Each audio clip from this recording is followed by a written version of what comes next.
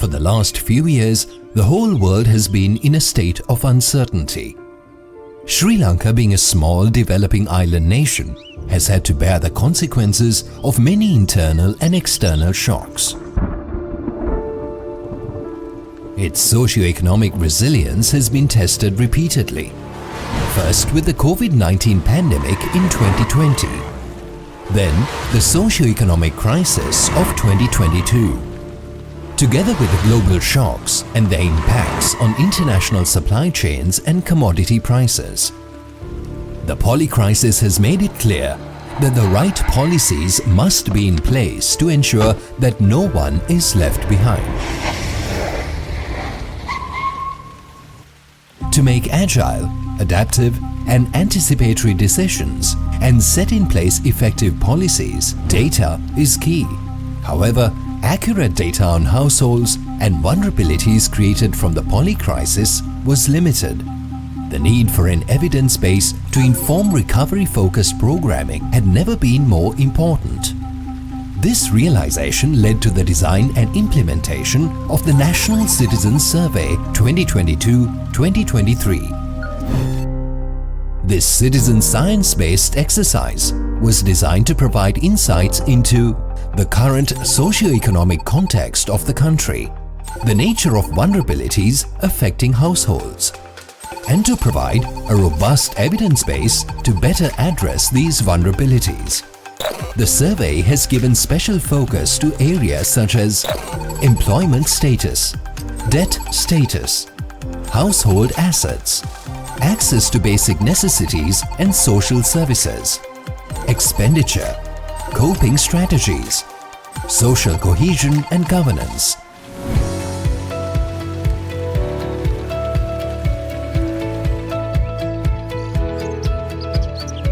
The survey was conducted from November 2022 to March 2023 and was completed by a series of focus group discussions in August 2023 covering all provinces. The United Nations Development Programme UNDP in Sri Lanka, in collaboration with the Citra Innovation Lab, Surge Data Hub and Nielsen's IQ, surveyed over 25,000 households across the nation. This survey has provided valuable insights into the current socio-economic and governance landscape of Sri Lanka. In the spirit of transparency and knowledge sharing, the survey data will be made freely and publicly accessible online in September 2023.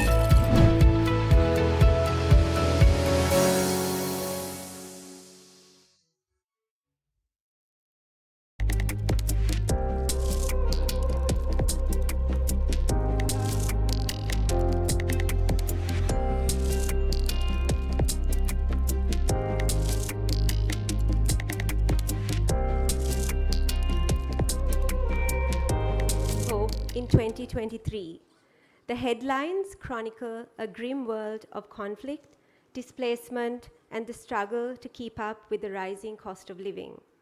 Poverty has increased while trust has receded. With ecosystems out of balance, nature is in revolt. In 2015, the 2030 Agenda for Sustainable Development and Sustainable Development Goal 1 set out to overcome the greatest global challenge, ending poverty in all its forms.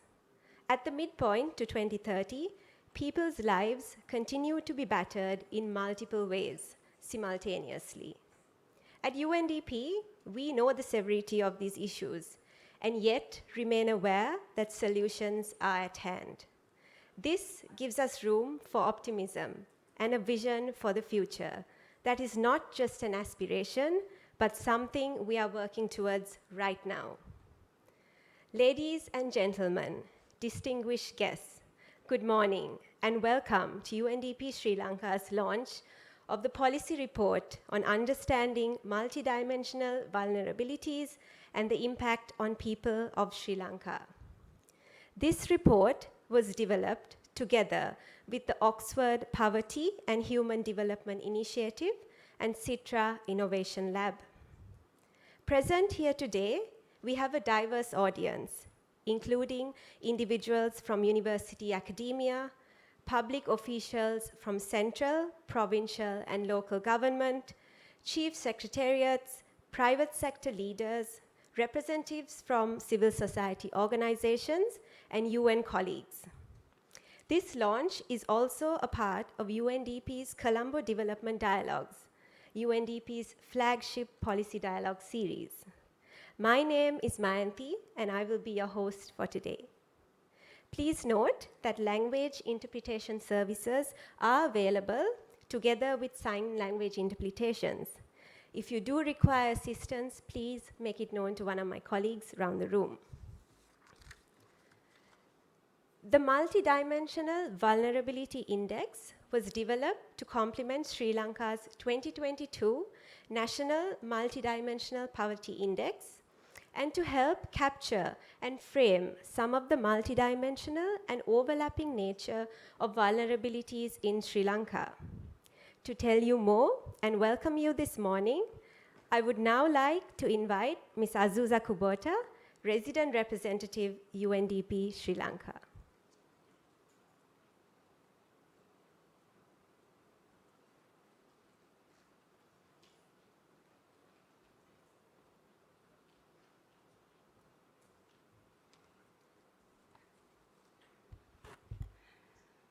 Honorable Cecil Premajayanta, Chief Guest, Leader of the House, and Minister of Education.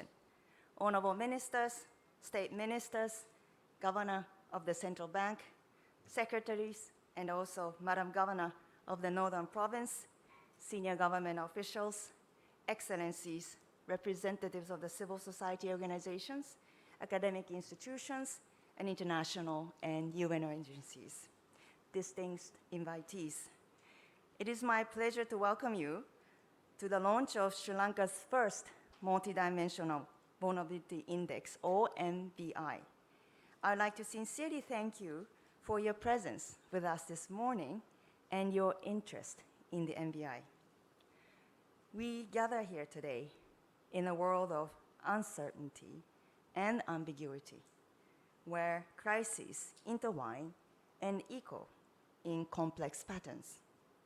The global pandemic was a stern teacher, especially for policymakers and government leaders, emphasizing the importance of swift, data-driven, and evidence-based decisions in the face of adversity. From climate emergency to cost of living crisis, the poly crisis we face today contributed to the loss of gains we made in Human Development Index and the SDG attainment. For the past 2 years, the Human Development Index has regressed.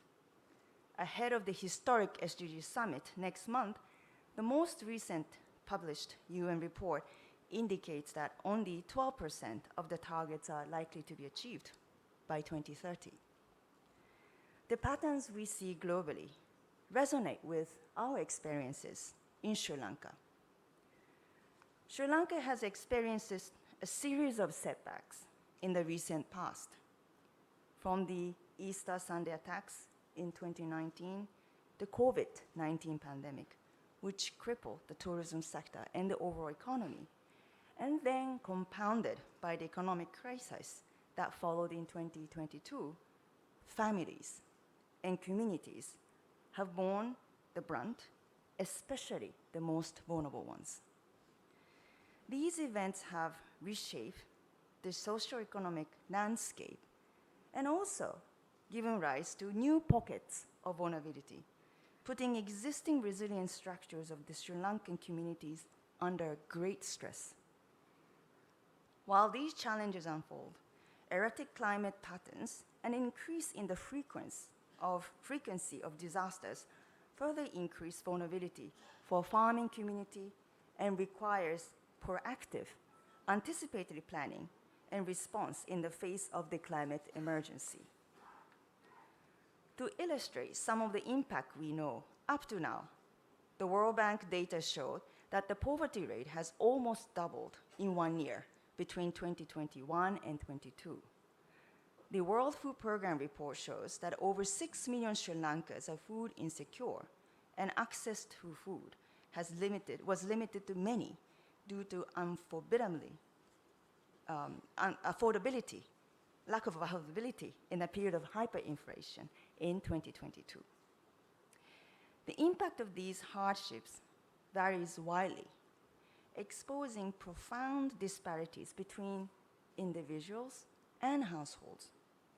Those who save abrupt, devastating shocks are likely to be trapped in the perpetual cycle of deprivation. The long-term and generational impact is unknown. The situation calls for timely and bold interventions going beyond traditional cash transfer to avoid irreversible consequences. As the government has already initiated numerous reform programs, the responses must reflect our deep and profound understanding of how people are impacted and mirrors its ambition in a multifaceted manner. To bridge this knowledge gap, UNDP embarked on Sri Lanka's inaugural National Citizen Survey 2022-23. This monumental effort sought to capture the realities faced by over 25,000 households across the country. When we saw the wealth of data coming from the survey, we quickly realized the value of examining multidimensional vulnerabilities rather than relying only on traditional poverty indicators like income. This approach is very important in assessing the extent of vulnerabilities, particularly in times of fast evolving and compounding crises. We have also ensured to complement the NVI with rich data and insights emanating from extensive conversations and dialogues with the community members across the country. A team of researchers has been engaged to deep listening to collect the real stories of hardships that the families and communities have experienced. The findings highlighted in this policy report have far-reaching implications, both for short and long-term actions. Therefore, it is our sincere hope that the voices of the people would directly influence the focus of the reform agenda, policy, and programmatic interventions, and the direction of available resources to optimize the impact, particularly in the context of fiscal challenge. As the government is preparing the budget for 2024-25, we hope that the adoption of a multidimensional vulnerability index will help grow the economy while also protecting the most vulnerable. The district disaggregated data also sheds light on the different approaches that are required to meet their specific needs. Following today's launch, I hope you will widely disseminate the findings and recommendations to stimulate conversations that can lead to concrete actions and interventions. Before I close, I'd like to thank OFI for the technical rigor provided under the leadership of Dr. Sabina Alkire, Director of OFI, along with Toki Zammo and Frank Volma. I also like to thank Professor Siri Hechige as the co-author of the report and members of the advisory panel, Dr. Sonali Deraniyanagara, Dr. Indrajit Kumarasamy, and Dr. Ramani Gunatilaka. We greatly appreciated and benefited from the technical advice provided by the Department of Census and Statistics. And I'd like to also mention the incredible work done by my UNDP team, led by Fadel, Sarika, Ayushka, and I would say the whole of the comms team and beyond for making this event possible. And also today's event would not have been possible without the presence of the honorable chief guest and distinct individuals who have agreed to be part of the panel discussion later today. We are deeply humbled. I look forward to the deliberations this morning, and thank you once again for your presence and interest in the MVI. Thank you.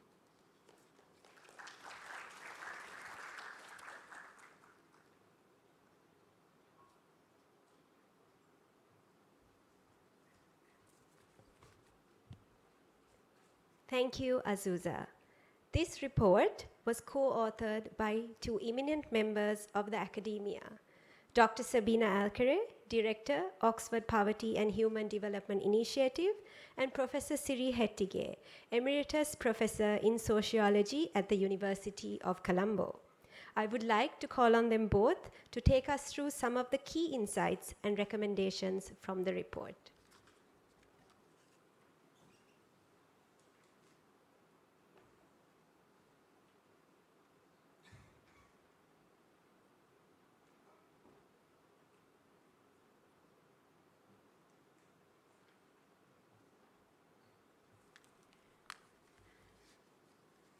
Honorable Susinil Premajayanta, Leader of the House and Minister of Education, members of the advisory panel, which for an academic are our intellectual leaders, Dr. Indrajit Kumaraswamy, Dr. Sonali Dharaniagala, and Dr. Ramani Gunatilaka, honorable ministers, secretaries, governors, distinguished guests from many different institutions, civil society organizations, friends.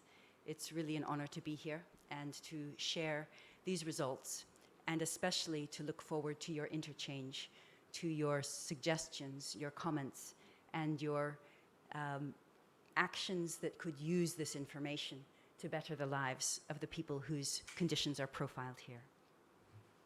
I'm delighted, therefore, to present the Multidimensional Vulnerability Index for Sri Lanka, which, as Asuza Gaboto said, draws on 25,000 households whose data were gathered between November and March of 2022-2023 in a citizen survey. And the Multidimensional Vulnerability Index, or MVI, was gathered to make visible post-pandemic and post-crises conditions. And these particularly relate, for example, to vulnerabilities to disaster, or unemployment, precarious employment, lack of access to water sources and to education. And the MVI builds on the Multidimensional Poverty Index that DCS and colleagues have done, and it applies the same methodology, but to a broader set of indicators, not only considering poverty, but also these other climactic, employment, and indebtedness, financial types of vulnerability. And our hope is that this measure does not stay with a launch event such as this, or a report which is on your desks or in your phones, but rather that the data presented here are used by civil society, used by business, used by media and journalists and academics, used by UN agencies and government departments, in order, in a time of tight fiscal space, the resources can be directly channeled to support the most vulnerable, those at risk of falling into poverty. So what is the Multidimensional Vulnerability Index? First, I will introduce you to our new friend, and then speak about how it might be used for action, and then share some of the results. So the Vulnerability Index has 3 dimensions, equally weighted: health and disaster, education, and living standard. And it has 12 indicators. In education, you are deprived if any child is not attending school up to the age of 16, or if that child is 17 or is 18 years old, then if they are not either in school or in work. You're deprived in male years of schooling if no male in the household has completed O-levels, and female the same if no female has completed O-levels. You're deprived in physical health condition if any member of your household has a condition like high blood pressure or cancer, kidney disease, diabetes. In water source if you don't have a direct water line into your house. In food stock if you don't have enough food for 1 meal a day in the pantry to last 1 week. In experience of disaster if you have directly yourself experienced a disaster in the past year. And adaptive capacity refers to your ability to cope. If a disaster struck, would you have enough money, medical equipment, other type of equipment? Would you know the information number to call, who to inform or obtain information from? If you lack all of these, then you lack the ability to cope with a future natural disaster which will come in this time of climate crises. In living standards, if you don't own more than 2 of a set of assets like radio, telephone, television, refrigerator, washing machine, animal cart, 3-wheeler, bicycle, motorcycle, and laptop, then you're deprived in asset ownership. If any member of your household is unemployed, or if any member is in a casual job, unpaid job, informal work, then you're deprived in precarious employment. And if you are indebted, or if you've had to pawn your jewelry and other aspects simply for basic consumption and food needs, then you're deprived in indebtedness. These are the 12 indicators of the MVI, and their relative weights are shown by the height of the bar in this diagram.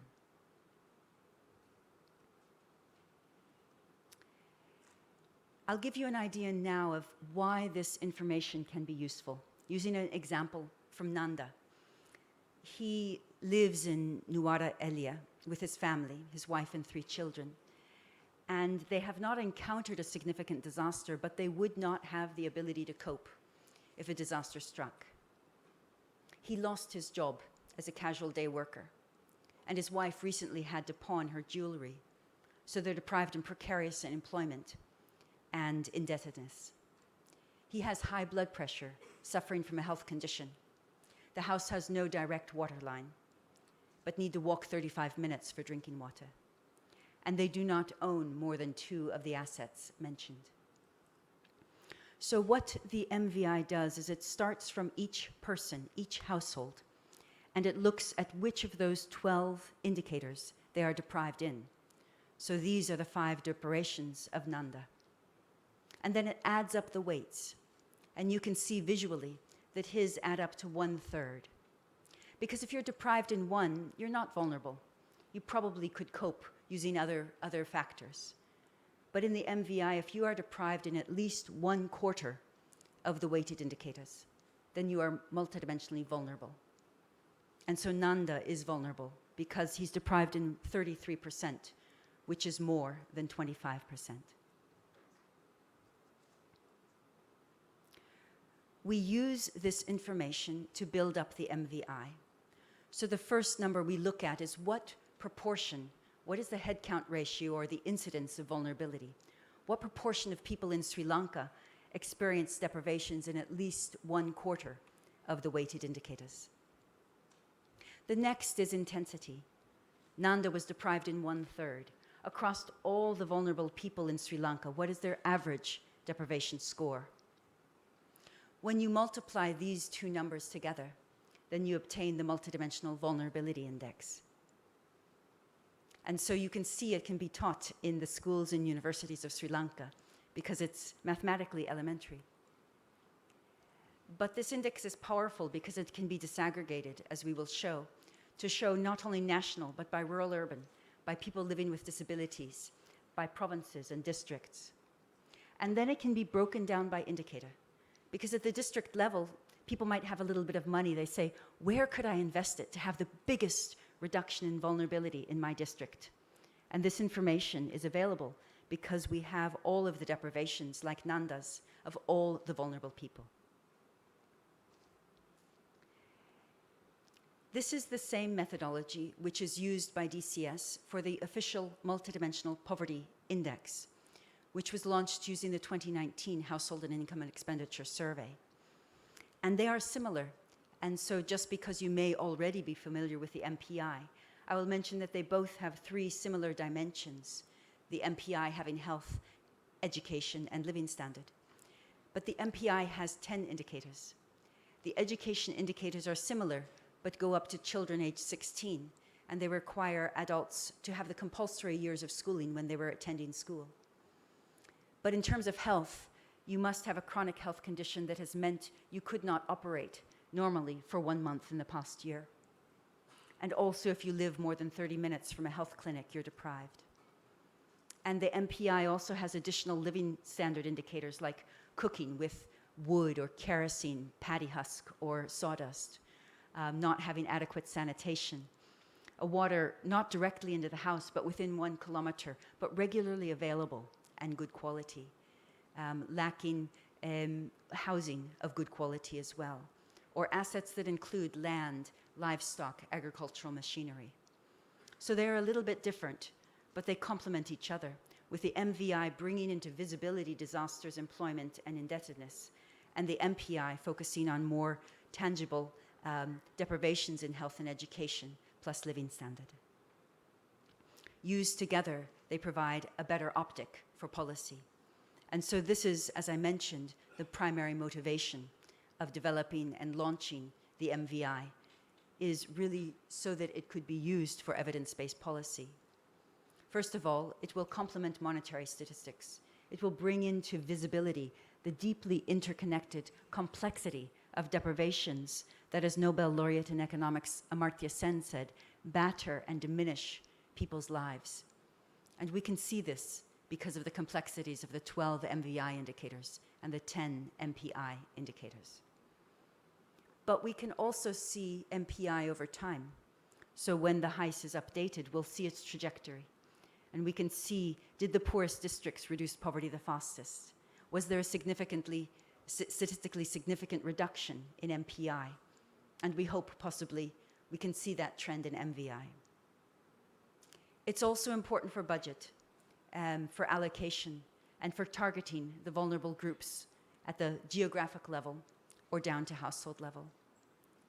But importantly, these days we require coordination across ministries. So the Minister of Education, who is here, coordinates with his distinguished colleagues in health, in women and children, in the other ministries, to provide a synergistic, high-impact pathway of action. And then also not to leave the poorest behind. And I would like to give some examples from the international community about these usages, because now it is over 40 countries that have multidimensional poverty or multidimensional vulnerability indices, or both, with Sri Lanka being pioneering in having the climate deprivations in their MVI. So, for example, Armenia reduced its MPI from 41% to 26% in 8 years. Colombia reduced its MPI from 30 to 20% in 10 years. Nepal, Bhutan, India cut their MPI by half in anywhere between 5 and 15 years.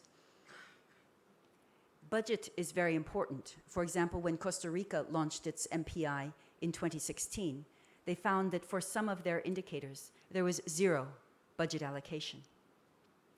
But like Sri Lanka, they also had a very active civil society and government activities at the national, provincial, local level. And so they found duplication. It was a time of fiscal austerity. They couldn't increase the budget, but they could cut duplication and reallocate to the sectors and to the districts that were most in need of those resources. With that reallocation, there was this acceleration in poverty reduction that was very visible. And the hope is that there could similarly be a big reduction in vulnerability and poverty using the budgetary space. In terms of targeting, many governments target the poorest areas. In Panama, the comarcas, indigenous comarcas, have 91% of people in poverty, but the capital city has 8%. So there are pockets of poverty. Estates regions might be one in Sri Lanka that need particular investments. And then also targeting of households, which is done in some countries at the individual and household level, whether it's Vietnam, Colombia, Chile, South Africa, Ghana. But the coordination is also a very important tool. And I'll give the last example there, which is from Colombia. When President Santos, who is now Nobel Peace Prize laureate for his work in bringing peace to Colombia, became president and launched his MPI in 2011, he recognized that he could not bring peace without addressing poverty. And he set up a round table that he himself personally chaired. He never missed a meeting. And it was a round table of ministers, and they could not send delegates, vice ministers. They came together as the leadership of the country to take seriously the reduction of poverty and, in Sri Lanka, vulnerability. They set targets for each indicator. They updated it. And they saw, with a results-based framework, whether or not each target was being met. And if it was not, they had a pot of unallocated money, and each year they could design specific acceleration projects for moving the needle on the left behind indicators. It was a very powerful tool now being replicated by other governments. So that's a little bit of how we hope these results will be used. What are the results? Across the 12 indicators that I mentioned for the MVI, over half of the country, 55.7% of people, 12.3 million people, are vulnerable. They are deprived in more than 25% of the weighted indicators. Overall, they're deprived in also more than 1/3. So they're more deprived than Nanda. They're deprived in 37% of the weighted indicators. And the MVI shows that on average, vulnerable people experience 20% of all possible deprivations. This is higher, of course, than poverty, which in a multidimensional sense is 16%.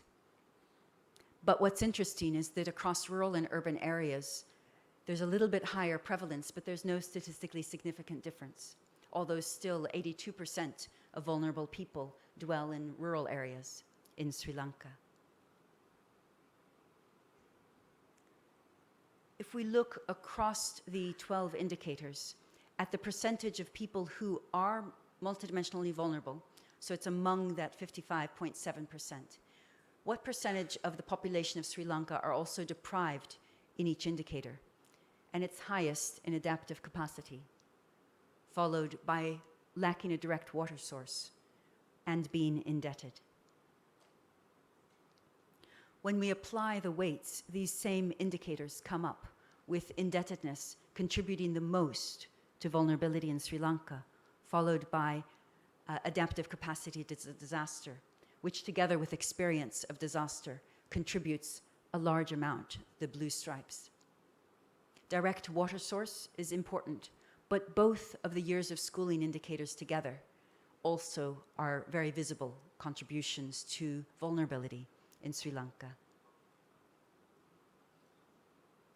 But you can also see that each of the 12 indicators contributes significantly and visibly. There's no indicator that is not important. Across rural and urban areas, the composition is a little bit different, with water source being a more important deprivation in rural areas and health condition contributing more in urban areas. Across provinces, the MVI affects 51% in the southern province, up to 67%, so 1/2 to 2/3 of the populations. But what's distinctive is that actually there's quite a lot of equality. So you can see the poorest 3 provinces are not statistically significantly different from each other, the most vulnerable. And the others are also not significantly different. So there's quite a lot of equity across the provinces. Vulnerability is a cross-cutting problem. In poverty, 3% were poor by the MPI in Colombo, up to 44% in Nuwara Elia. But vulnerability strikes everywhere. If we consider people living with disabilities, by the citizen survey across 25,000 households, 23% of the population share their household with somebody with a disability. And among them, vulnerability is higher. It's 60.4%. And if there's no person with a disability in your household, it's 54%. And particularly among physical health conditions and adaptive capacities to disasters, as well as food stocks, vulnerabilities are higher in the households with disabilities. Across districts, naturally, the 25 districts, there is a greater range, with the lowest being in Matale with 41.5%, and the highest in Puttalam and Multidimensional with around 72%. In terms of the number of vulnerable, however, you will know that Multidimensional is very small, but Colombo or Gampaha are much larger. So they have 1.2 million vulnerable people, 1.3 million vulnerable people. So these populous areas require considerable investment of imagination, creativity, and resources. And the pieces of information that the MVI can offer to district-level actors include this information on the indicator contributions, which you can see very greatly. On the left-hand side, the most vulnerable districts have experienced disasters. That red highlighted blue segment, they have already experienced disasters, and these contribute more in the most vulnerable places. But how vulnerability affects people does vary, and so the policy responses, the investments, the different activities will need to be tailored to the context of each district. And that is what we hope that this report will provide. I'd like to close by recognizing that it's very important to know that actions require leadership, for example, from His Excellency the Minister, and the leadership of UN agencies, of CSOs, of academia. But I'd like also to speak to the younger people here and say that across many countries, we've often seen young people take information from multidimensional indices and use it, make it their own, come up with innovative actions, and themselves lead progress that, first of all, directly affects a community, and second, is taken up at a provincial or indeed a national level. And so I hope that it's also the younger people in this group and those watching online who will feel free and invited to put your hands to this important work. Thank you all so very much. For the more important activities, of course, it's what must be done. And to that, I leave it to my distinguished co-author, at whose feet I have sat and learned a great deal, Professor Siri Hetege, because he really knows the context and has guided this entire process, as have the other advisors. Over to you, Professor.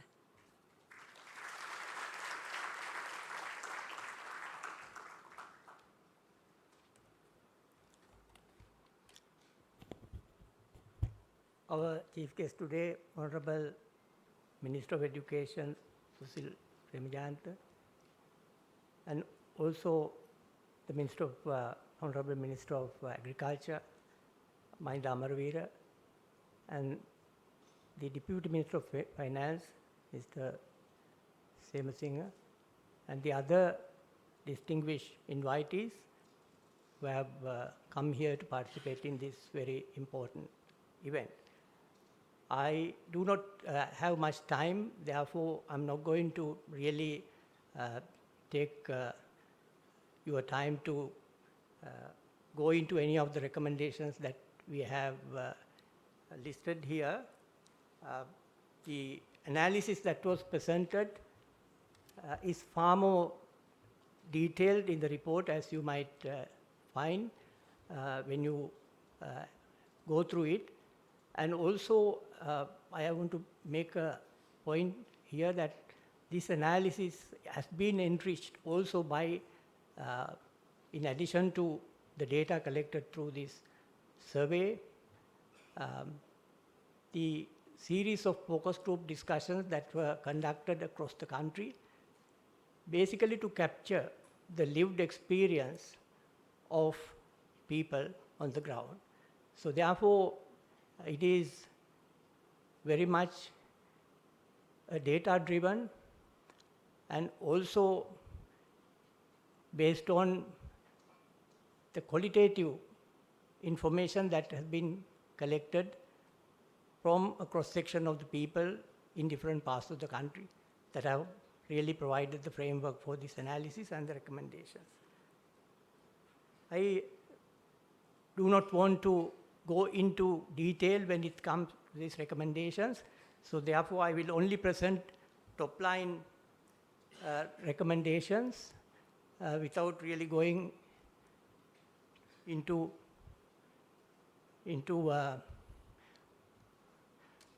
great detail. As you can see, the leverage of MVI, that's the Multidimensional Vulnerability Index, for long-term policy and program interventions, and decision making. That is one of the key recommendations that we have made based on this analysis. And this would require a coherent policy framework, going beyond sectoral policy approach that we have adopted in this country for many, many years. So therefore, intersectoral approach to policy making and decision making. And also, of course, interventions based on these policies has to be very much looked at from a holistic perspective. Now, the other recommendation is to strengthen the use of Multidimensional Vulnerability Index and vulnerability indicators in social protection schemes. Now, that I think is very important, because when we look at social protection schemes, we have had a fairly narrow perspective, and here we have to be guided by the wide-ranging vulnerabilities that have been captured by this analysis. The third recommendation is enhance resilience among persons with disabilities through inclusive and life cycle-based social protection schemes. I'm not going to expand on this. I will move on to the next recommendation. Design a suitable, sustainable approach to alleviate vulnerabilities of debt-burdened households. Now, that has actually emerged as a major issue in many vulnerable households, and therefore it is necessary to figure out how to address the debt issue that is really putting so much pressure on vulnerable families.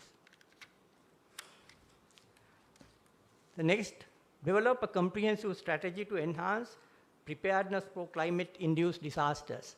Now, that is, I think, self-evident, because as you all know, we are very much impacted by climate change-related disasters and vulnerabilities, and therefore it is very important that we develop a comprehensive strategy to enhance preparedness. It is not climate change mitigation as such. It is really long-term thinking about reducing disaster risks. The next one is build climate-resilient water systems that safeguard equitable access to water resources in the face of climate changes. I think that is also related to the earlier recommendation. I think here water, as you know, is a major issue in many parts of the country, even under normal circumstances. But I think it is important for us to recognize the increasing impact of climate change on the water situation in the country, and therefore it is important that we explore various possibilities for ensuring access to water, not just for household consumption, but also for agriculture and other livelihood pursuits. Then the seventh recommendation is invest in expanding equitable access to quality education. I think Minister of Education is here. We know that improving quality education is very important, and then also to reduce inequality in education. We all know that we have an unequal education system. Educational inequality is a major issue, and I think that really is impacting on vulnerable families in a significant way. And here I think the main concern on the part of the households is to ensure that their children have access to education, because they think that that is really the way forward as far as their future is concerned. And then finally, it is important that we recognize the need to establish systems and mechanisms to ensure effective use of multidimensional Multidimensional Vulnerability Index in the country.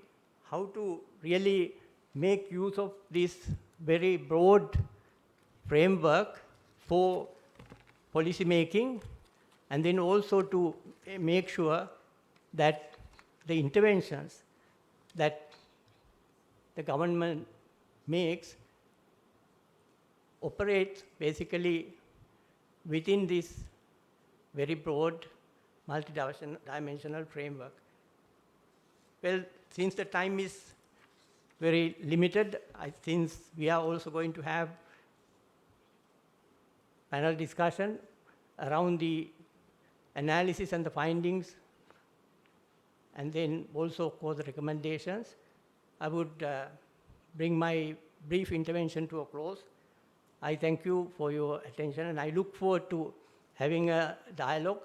And I think this is an approach that requires a whole of government and whole of society approach, because it is not something that can be managed in the way that we have been really doing in this country. It is very important to recognize the need to get everybody involved. That's why we need to have a multi-sectoral approach rather than a sectoral approach. And then also the public awareness, I think, is also very important, because it is important to get all the stakeholders involved in understanding vulnerabilities, and then to also figure out how they can be mobilized to address these issues. Thank you very much.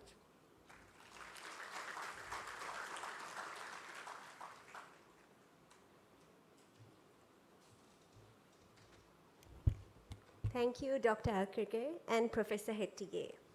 To now mark the official launch of this report, it is my honor to invite Ms. Azusa Kubota, Resident Representative UNDP Sri Lanka, and His Excellency Marc-Andre Franche, to hand over a copy to our chief guest, Honorable Dr. Susil Premajayantha, Leader of the House and Minister of Education.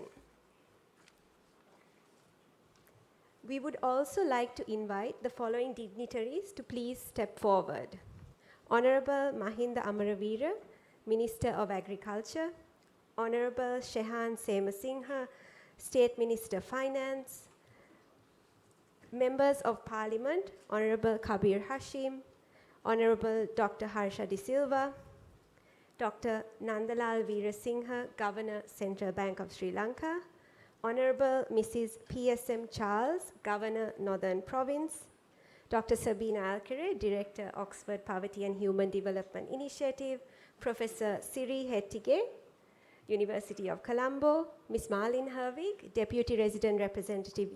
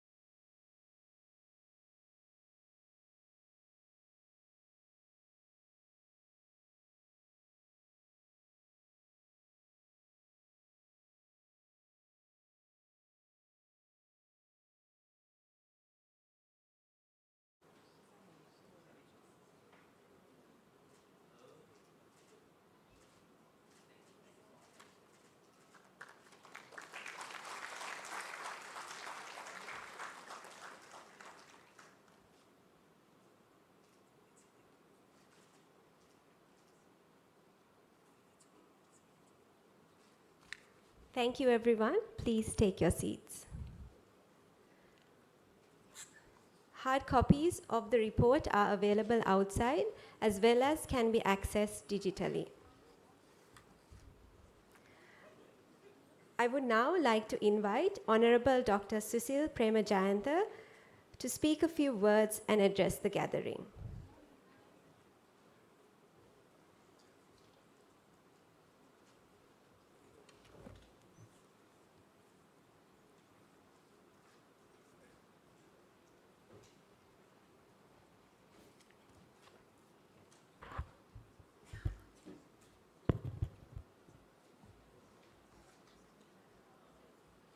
Council, Honorable Mahinda Amaravira, the Minister of Agriculture, Honorable State Minister Shahan Semasinghe, Honorable Member of Parliament, Honorable Governor of the Northern Province, Ms. Asuswa Kubota, Resident Representative of UNDP, Honorable Governor of the Central Bank, Excellencies, Dr. Sabina Alkire, Director of PHI, Professor Siri Hettige, academics, government officials, representatives of corporate sector, ladies and gentlemen. Thank you to UNDP for the invitation today to launch the Understanding Multidimensional Vulnerabilities Impact on People of Sri Lanka, a policy report based on the Multidimensional Vulnerability Index derived from UNDP's National Citizen Survey 2022-2023. In the wake of some of the most challenging years of our post-independence history has witnessed, it is imperative that we identify these vulnerable groups and comprehend the unique challenges they confront. As we focus on recovery and resilience building, our duty is clear. We must first pinpoint who these vulnerable groups are and identify the trials they face and work to address these. I commend the United Nations Development Programme in Sri Lanka, alongside esteemed partners such as Oxford Poverty and Human Development Initiative, the UNDP Surge Data Hub, and the Citra Social Innovation Lab for their collaborative efforts in building a robust evidence base, a foundation from which we can craft national policies tailored to these vulnerable groups. I am pleased to see the Citra Social Innovation Lab's key role in this process, as I initiated the lab during my tenure as the Minister of Science, Technology and Research in 2016-17, together with young, educated youths in our country. Now only I witness Dr. Harsha also in the second row.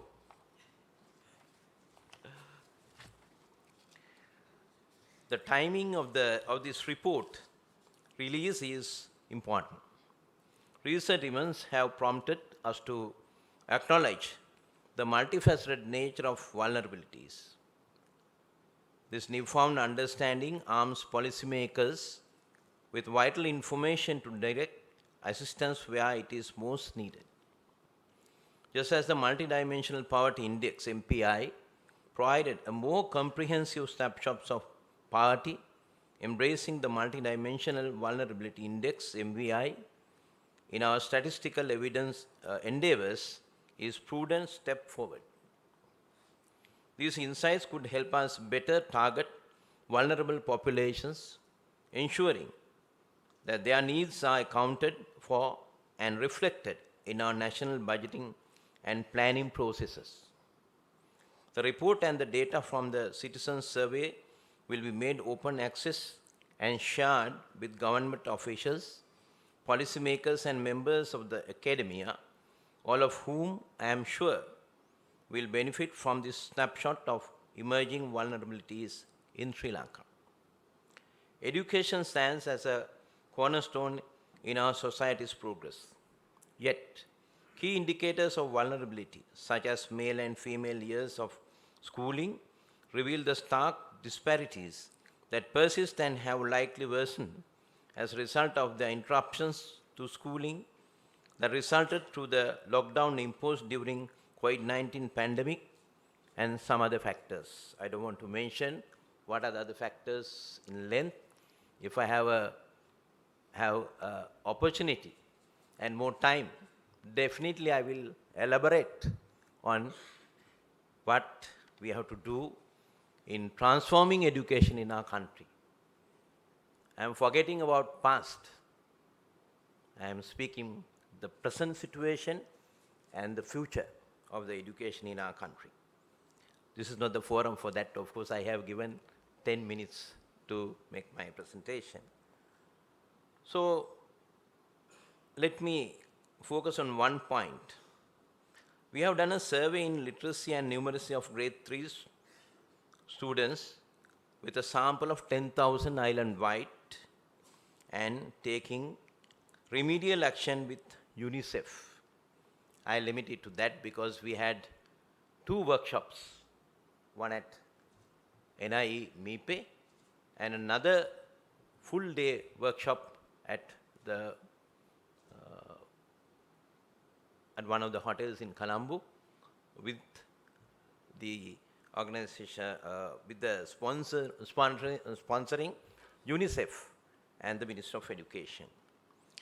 This echoes our government's resolute commitment to education transformation.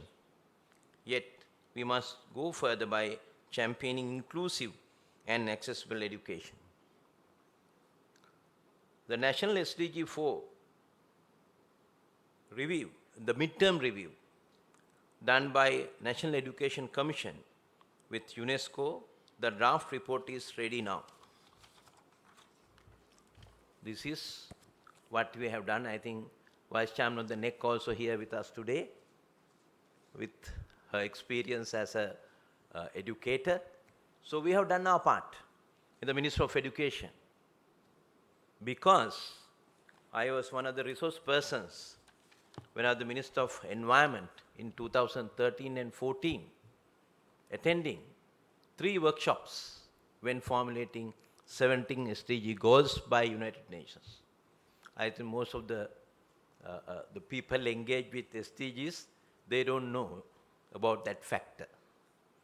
I attended the first workshop in Geneva, somewhere around 2013, and again another workshop in Berlin, and the final one in UN headquarters, New York.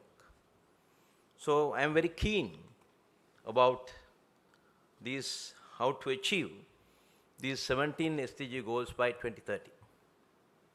Earlier we had MDGs, that is limited to 6 key areas, 2000-2015. Then 2015 to 30, 17 SDG goals and I think 169 targets. In the field of education, SDG goal 4. So there are 10 targets. As a Minister of Education, when I took over this ministry during trouble period, exactly 1 year ago, at that time, no proper transportation, long queues for fuel, for days, for 5 days, no gas, no electricity. That was the situation. But His Excellency the President, including myself and the present cabinet, took over this challenge. Now within few months, I managed to supply textbooks for all 4.1 million students in the country. Free distribution of textbooks and free distribution of 100% uniform materials and midday meal for students, 25% students with the help of World Food Program, USAID and some voluntary organizations. Over 1.1 million students are being provided midday meal at the moment with all these challenges and financial constraints that we are facing today. So in the field of education, with economic setback, as I mentioned, we provided all these, and Now there are some questions raised in Parliament by members of Parliament. Now see, as a result of increasing prices of teaching materials, exercise books and other materials, the vulnerable groups, they can't afford it. So fortunately, with the assistance of corporate sector, I don't want to mention the names of those organizations or the companies, they helped us. They allocated some funds out of their CSR of 1.5 billion rupees. The schools, less than 100 students, are being provided bags, exercise books, and other learning materials free of charges. If you watch television daily, you find at least 30-40 schools they cover every day. So we continue that. So for the next year, I have already planned to get 100% uniform materials from the donors. I don't want to mention the name of the country, but last year I managed to get 70% donation free of charges by one of our friendly countries. And the assistance of many UN organizations, we managed to continue the education in the country. So we experienced COVID-19 pandemic. Over 60% schools, 50 to 60% school closures taken place during 2020 and 2021. Then 2022, there were some struggles, protests on the streets. Then President left the position. The parliament was surrounded by people of some elements. But we calmed down the situation by now. So we have to consider all these key indicators and the data that you collected with this present scenario. The country has been declared as bankrupt. The governor of the central bank is here in April 2022. So we have passed many acts, new acts in parliament. For an example, anti-corruption bill and some amendments to the vital acts. There are some old acts not matching to the present situation and the future. Then another important act is in the pipeline. Cabinet has given approval, that is Counter-Terrorism Act. Always we are linked to human rights violation in Geneva. But this government has taken steps to introduce the anti-corruption bill par with international standard. Because I have that experience. When I was practicing in Colombo High Courts during terror period, unfortunately, most of the people, they can't remember what happened in terror period. What is the terror period? 1988, 89 and 90. I was practicing in Colombo High Courts. All the courts were closed for many days with a small slip sent by some extremist groups. 60,000 lives we lost during that period. Bodies were burnt with 2 tires. I know it. I was a practicing criminal counselor defending thousands of youths in this country at that time. So I don't want to talk more about that. We have passed all these situations. We had a war with terrorist groups for more than 28 years. So we have to consider all these factors when we take a decision. I welcome the recommendations made in this report, and I take this opportunity to thank the resident representative, Ms. Kubota, for organizing this together with Citra, one of my creations, and all other supporting staff and organizations. We are working very closely with UN organizations. I was an executive member of UNESCO in 2006 to 10. Now I am in the governing board of Commonwealth of Learning based in Vancouver. I am attending all important regional and international conferences. And I have been invited by the World Food Programme and the French government for upcoming global initiative to support the vulnerable groups in those countries, member countries of United Nations. So we are in the transformation of education. Very soon we are going to introduce the report, and phasing it out, I'll start the transformation with administered reforms in education. And the curriculum development also entrusted to National Institute of Education. Before conclusion of my presentation, I have to refer to Professor Siri Hettige's one remark, that is quality education. To have a quality education, we must have a quality teacher. That is the big challenge in our country. We can write reports. You can have surveys.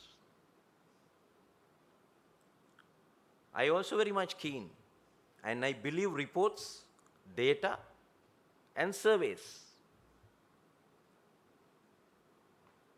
But the issue is the implementation. Now see one example. We want to recruit 22,000 teachers among graduates. We shoot gazette notifications. The examination was set on one particular day. 3 days before that, 3 groups went to Supreme Court and filed FR cases, fundamental rights applications. From March to date, the interim order issued by the courts based on the facts in petitions. How many months? March, April, May, June, July, August, September. For 6 months, we are not in a position to recruit these graduate teachers. Some of the petitioners, they say, we don't want examination, the selection test or the IQ test. We don't want interviews. If you gave us not appointments, if you deployed us as trainees, so you must give us appointment. Well, how can you do that? How we are going to select them? You must have a proper test, the examination, I'll invite. Still we are fighting in the courts. So I had to take some alternative steps. I don't want to reveal what are the alternative steps at this stage. But we have to give teachers, not just teachers, quality teachers. So what I am going to do, we introduced 19 colleges of education way back in 1986 by the present president as the then Minister of Education. Now I am going to amalgamate all these 19 and make one university for education.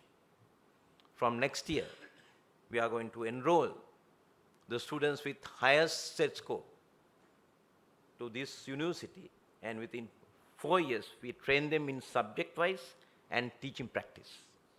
Then with the B.Ed degree, they will pass out from 2027, then you are getting quality teachers. And we must have sessions to upgrade the knowledge, teaching methodologies, and application of technology. By mid next year, Mr. Indiko is also here with us, they help us. We are going to convert 3,000 schools to IT base. Digitalization of education, start from that. There are some schools at the moment. But we have a plan. We are going to upgrade the IT and the AI from grade 6 to 9 and 10 to 13. That is also in the pipeline with Microsoft. So there are so many challenges as the Minister of Education. Another sector, higher education sector. We are going to recruit another 1,054 academics within next couple of weeks to fill the vacancies, the academics who left the country due to many reasons. So those are some steps that we are going to take. Every steps we take by now and go forward will address the issues mentioned in this report. So I take this opportunity to thank Dr. Sabina Al-Khaire for her presentation and focus our attention to 12 key factors, and Professor Siri Hettige, known to me for many years, and his recommendations and focusing on quality education. So government is committed to consider strongly the recommendations made in this report when taking policy decisions and implementation. Thank you very much for this opportunity.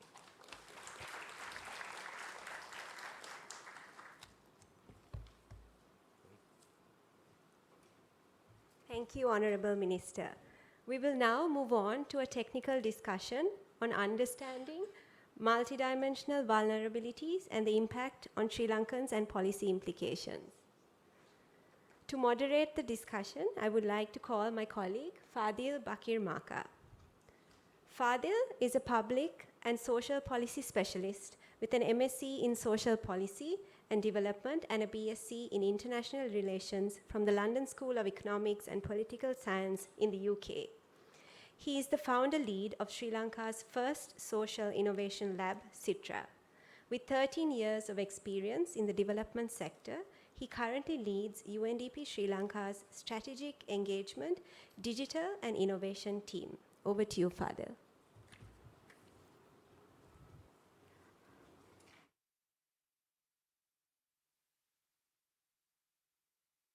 Today, yep, that's working.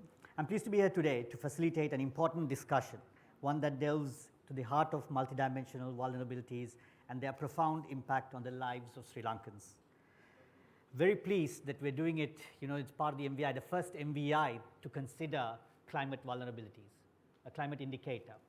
And also I'm pleased that this is derived from the citizen survey, according to Dr. Al-Khaire, that this is the first MPI or MVI that's been developed using citizens' data, not a national statistic. So that's also a milestone.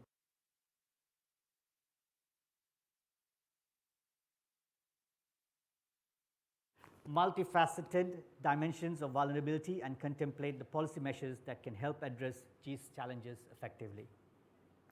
Our gathering today underscores the significance of dialogue, collaboration, and fostering a deeper understanding of the complex issues facing all Sri Lankans. Sri Lanka, like many other nations, grapples with various forms of vulnerabilities, be it economic, social, environmental, or political. These vulnerabilities, often interwoven and interconnected, demand our attention, empathy, and strategic thinking. Through this session, we hope to shine a light on the experiences of Sri Lankans who confront these vulnerabilities on a daily basis, which were captured through the National Citizen Survey exercise that obtained insights of 25,000 households. The focus group discussions that followed further enhanced this research, and the MVI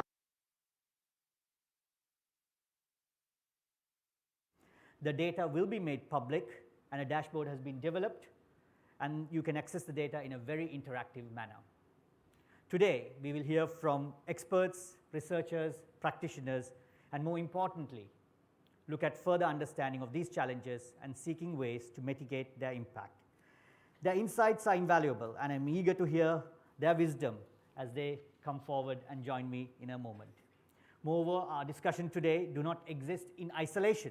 They bear a direct relationship with the policies and actions that can shape the future of Sri Lanka and its people.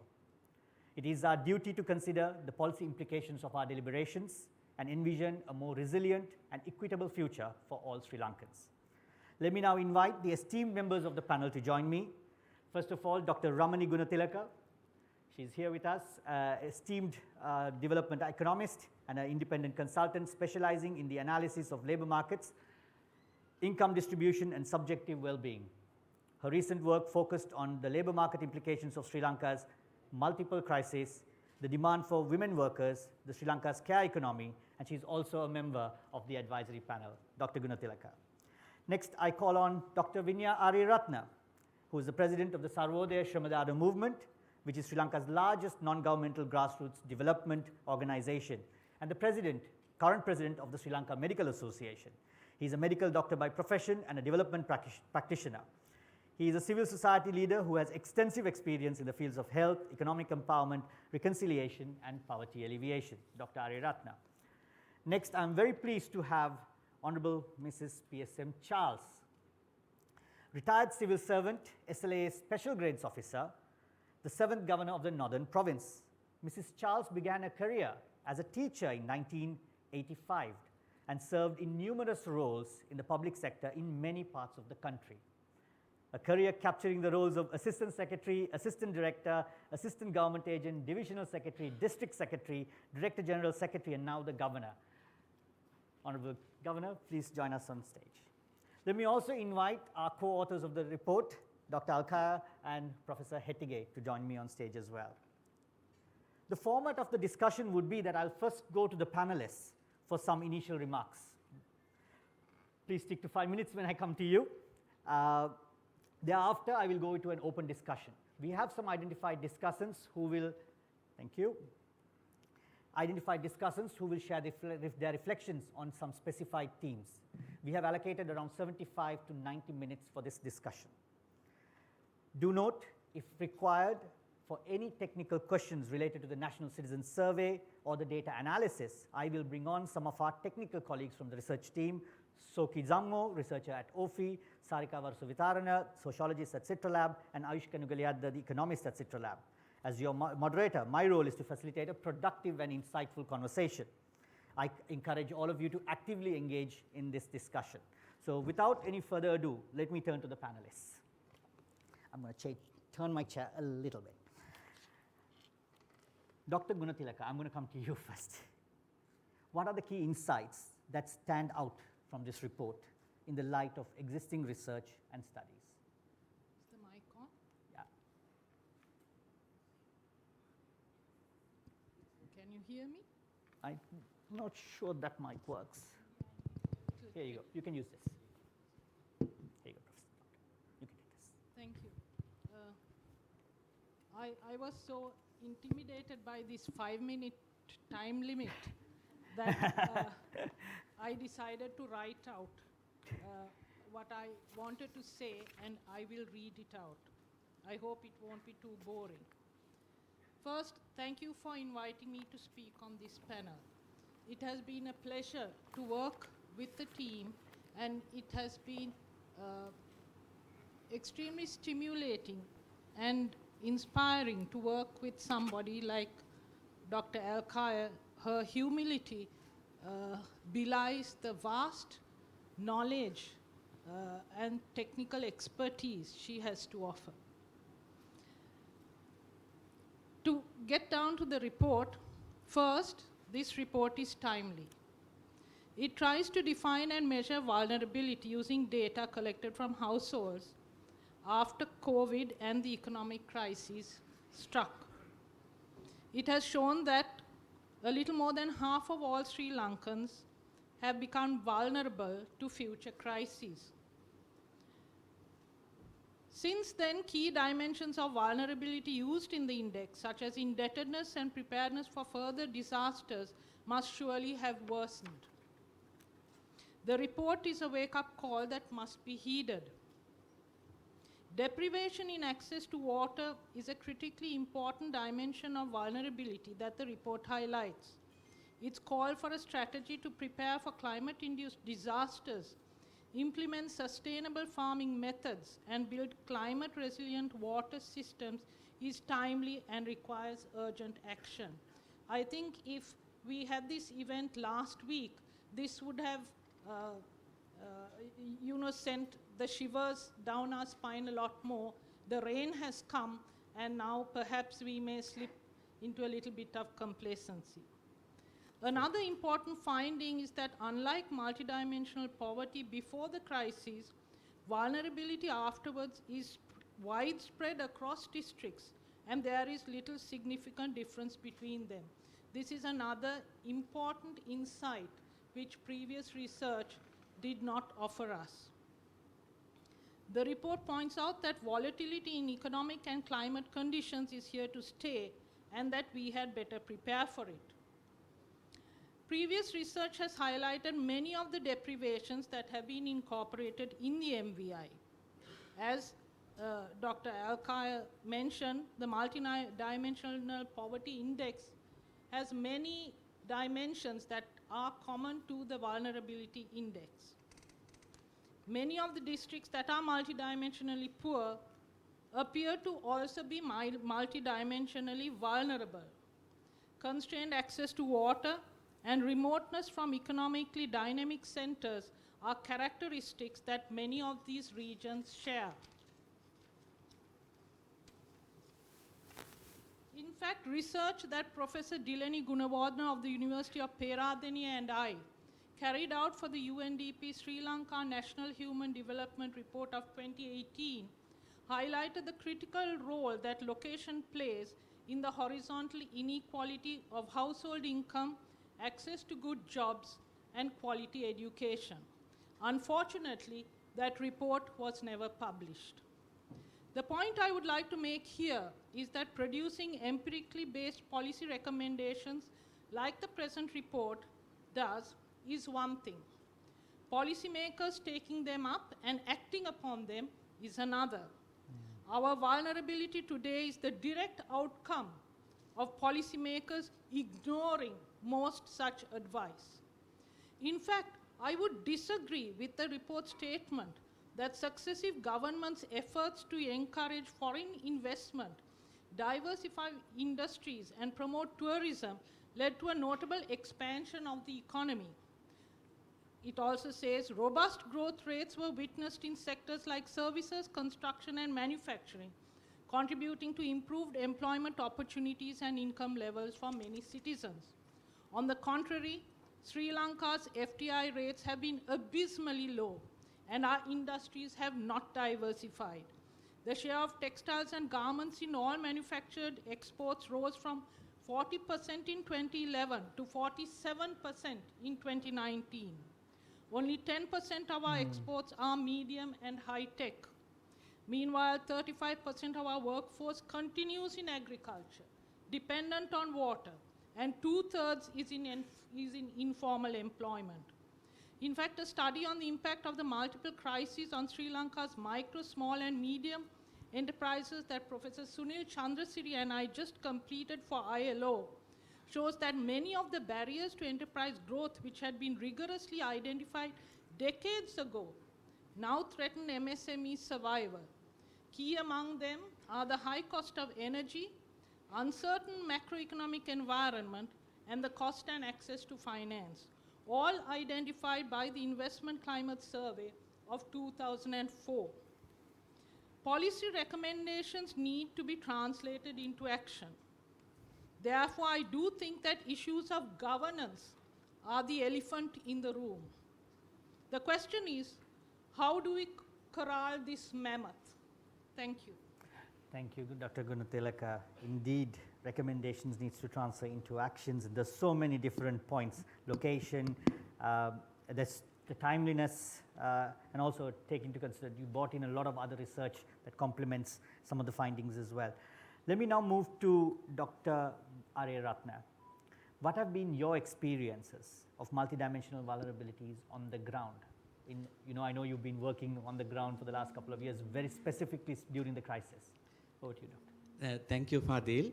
Firstly, let me also thank you for inviting me to this panel, and also as a person who has been also using a lot of data and observing what has been happening the last few years. It's very encouraging to see this very unique and very innovative approach to assessing the vulnerability in Sri Lanka. So my initial reflection on this is that this is very progressive, and they definitely reflect the reality that is there.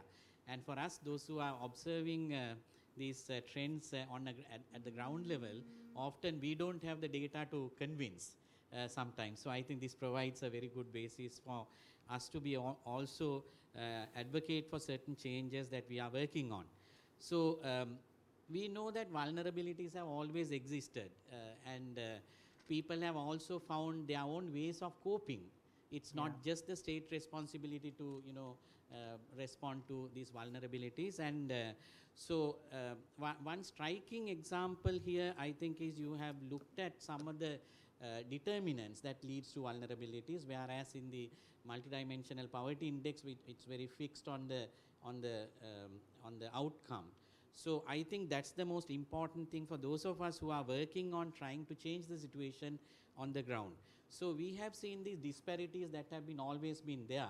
Whether you look at the health indicators, there are disparities, inequities are there, and we have really not seen how we could intervene at a geographically smaller level, smaller units, and this provides, I think, a very good basis for us to be able to plan certain interventions. I think that's the value of this. So, but when it comes to certain areas, certain criteria you have used, for example, on disasters. So I think it's very, very interesting. Now, I think Dr. Gunatilaka referred to the drought that we had, and now it's raining. So we have a unique situation where in the same country, we are a small country, we have extreme drought in one geographic area, and at the same time there is flooding in another area. Then this time we are facing a situation where there has been a dry spell, and suddenly now we have to prepare for flood relief. So but when you look at what you call the adaptive capacity, I think you looked at individuals or individual households, but there are mitigating circumstances. The disaster response in Sri Lanka has been collective. It's also the support that the families provide to each other. I think that's significant. Probably this doesn't really capture that.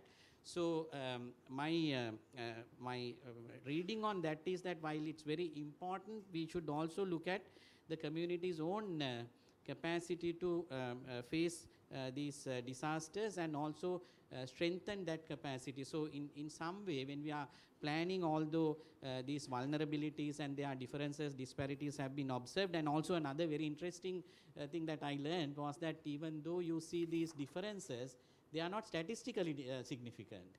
I think that's a real important thing for me to also us to reflect, because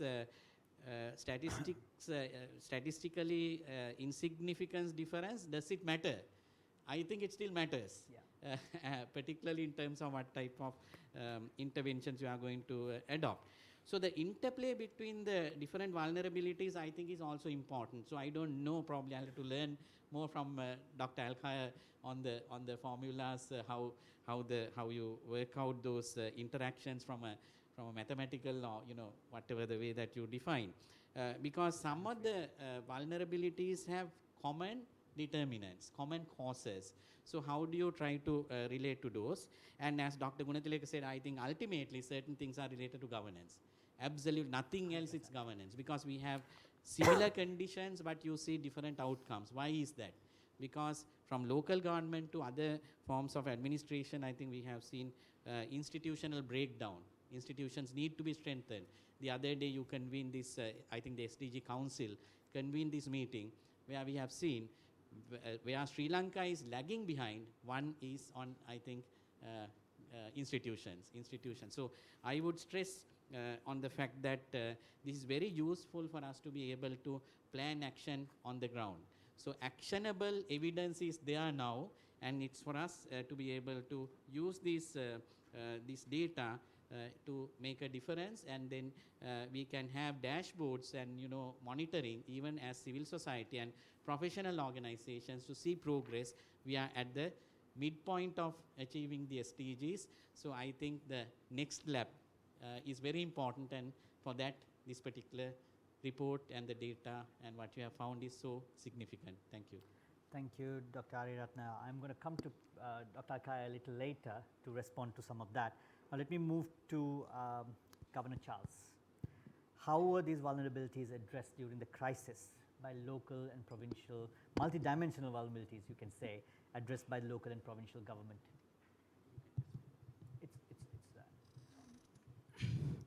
Thank you very much for inviting me for this great event. Actually, when I looked this brief by Dr. Akai,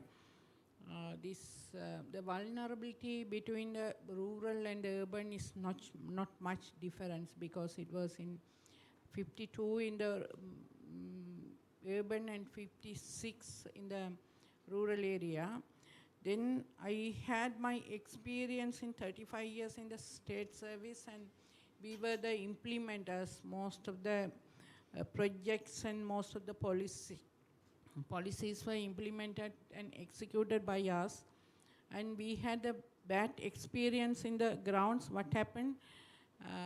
We were doing the water supply schemes and rural electrification, and building the school all over the places, and even building the hospital, primary health unit, and everywhere. And finally, as your assessment is indicating, it's not accessible to the people.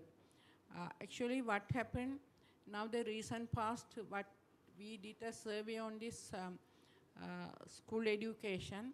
Almost nearly more than 100 schools in the rural area have been closed. The reason for that, there's no students admission in the schools. And same thing happening in the primary health unit as well. And this is how it's happening. The people start to migrate to urban areas. Then the urban migration is happening because the people wanted to get more facilities, more fashionate to migrate to urban without various reasons. Even though we are not realizing why we are providing the facilities to more rural area, because that still we don't have the settlement policy. Because when we provide the water supply, we had to provide at least 2 kilometers of pipelines to providing water supply for one house. And the same thing happening when you are giving the rural electrification. When you build a school in the rural area, teachers are not willing to go to that school, and there's no proper transportation. Same thing happening in the primary health unit, doctors are not willing to go to that place. That we have the wrong policies to give the residential houses in a very rural area, because wherever people have livelihood, we'll try to settle the people there. Then finally what is happening, people moving to the urban area, mostly the urban area. Then urban area also having the issues too. They don't have the proper accommodation. They are not unable to give the proper water facilities, electricity, and the proper schooling. Now when I look Jaffna town, the most important famous school, Wembadi Hindu College, Hindu ladies, and the Hindu College, they don't have the proper sanitation facilities. Especially the girls unable to attend the schools because there's no enough sanitary facility. They are vice versa. The urban and the plus rural affected by without the proper settlement policy we don't have. This is now we had to have a reform policies in settlement, reform policies as the Honorable Minister Education told, the curriculum reforms we need to have. And for an example, the vocational training, but we are giving. We have so many institutions to provide the vocational training, but when the recruitments are happening, we never ask about the, we are always asking the educational qualification and the vocational qualification. Therefore, the students are not entitled to get the occupation by their training which was given. These are the reforms we need to do that, and still we are carrying the all more than 100 years act and ordinance in our hands, which is not suitable for the millennium and the SDG challenges. It need to be rewritten and reforms according our challenges. And other things, the climate change, because the climate change, the resilience and the preparedness are not enough for our people. And again, this settlement policy, because the people are settled in the disaster-prone areas mostly, for looking up countries and in the river base and other areas where people have settled down in that area. And when we look to mitigate the disaster, we never looked regional cooperation in mitigating the disaster. When we manage the flood, only try to manage the district-wise, they try to manage. But when you look the rivers are connected with many provinces, but never it's a coordinate with province stakeholders. Because of that, we are unable to manage the disaster. When you look Mahavali rivers should be coordinated with many provincial engineers, but it's never coordinated. And they never read the rain cages in Kandy. That reports are never coordinated with the engineer who is in Trincomalee, who is in Ampara, who is in Batticaloa. Because of that, they don't know how to manage their flood rates in their tanks. This affecting not the major tanks, even the minor tanks and the medium tanks as well. This has to be managed. The infrastructure also to develop according this disaster expectation. I think we need to have a total reforms in our policies, infrastructure, and our ideas. Then only I think this multi-dimension vulnerability can be minimized. Yes, thank you, Governor Charles Liville. There's a lot of areas I think we need to touch on and come, and I think there's also a limitation that we understand from our exercise. The sanitation aspect was not captured, and I think that's one of the recommendations we make. Such limitations are understood and acknowledged, and we hope that in a future exercise, that when we do MVI, that it's hopefully through the national setup, national statistical exercise, that it gets captured. So that's definitely one. Let me now move to a couple of minutes each to Dr. Alkaya first and perhaps Professor Hettige after. There was a lot of conversation on the governance side, the policy reforms coming from our panelists. Also, I think Dr. Vinya's point on the collective response when it comes to disasters. Any thoughts, Dr. Alkaya?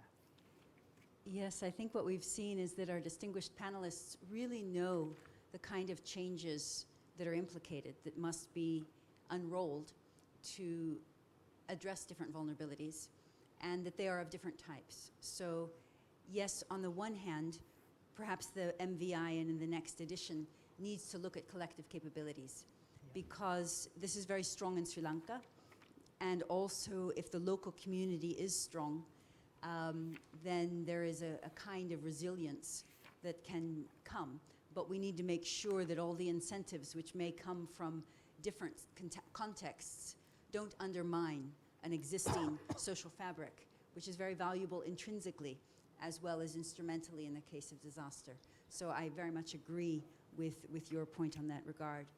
But we also heard of many very concrete issues. Human resources, how do we engage them? How do we give incentives to people to go to rural areas, remote areas?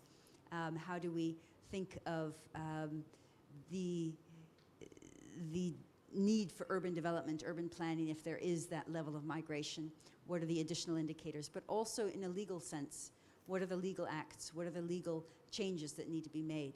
So if I think internationally, I think that some of the strength of other governments has been when some of the MPI or MVI results have created these changes. I'll give an example. In Colombia, the Multidimensional Poverty Index was developed by the planning arm of government, but they recognized that for it to be sustained with data collection, with regular, they need to involve the DCS of Colombia, which is called DANE. So they created a law that said that DANE will have the resources to do their survey, and that they're legally required and given the autonomy and the independence they need to publish the poverty numbers, even when they are not good news. And I think that kind of institutionalization of statistics is one example. But another example is having different particular human resource laws, hiring laws, what we heard from the Minister of Education, to make sure that it is possible and that current blockages in terms of governance are reduced. And I think the final thing that I would say is that when it comes, for example, of going to remote areas, this is a problem in so many countries, and yet young people, when they finish school, also have this idealism and this hope.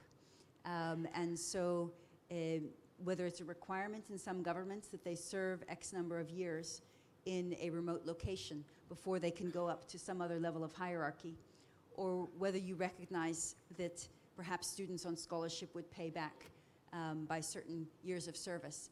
I think there's a win-win.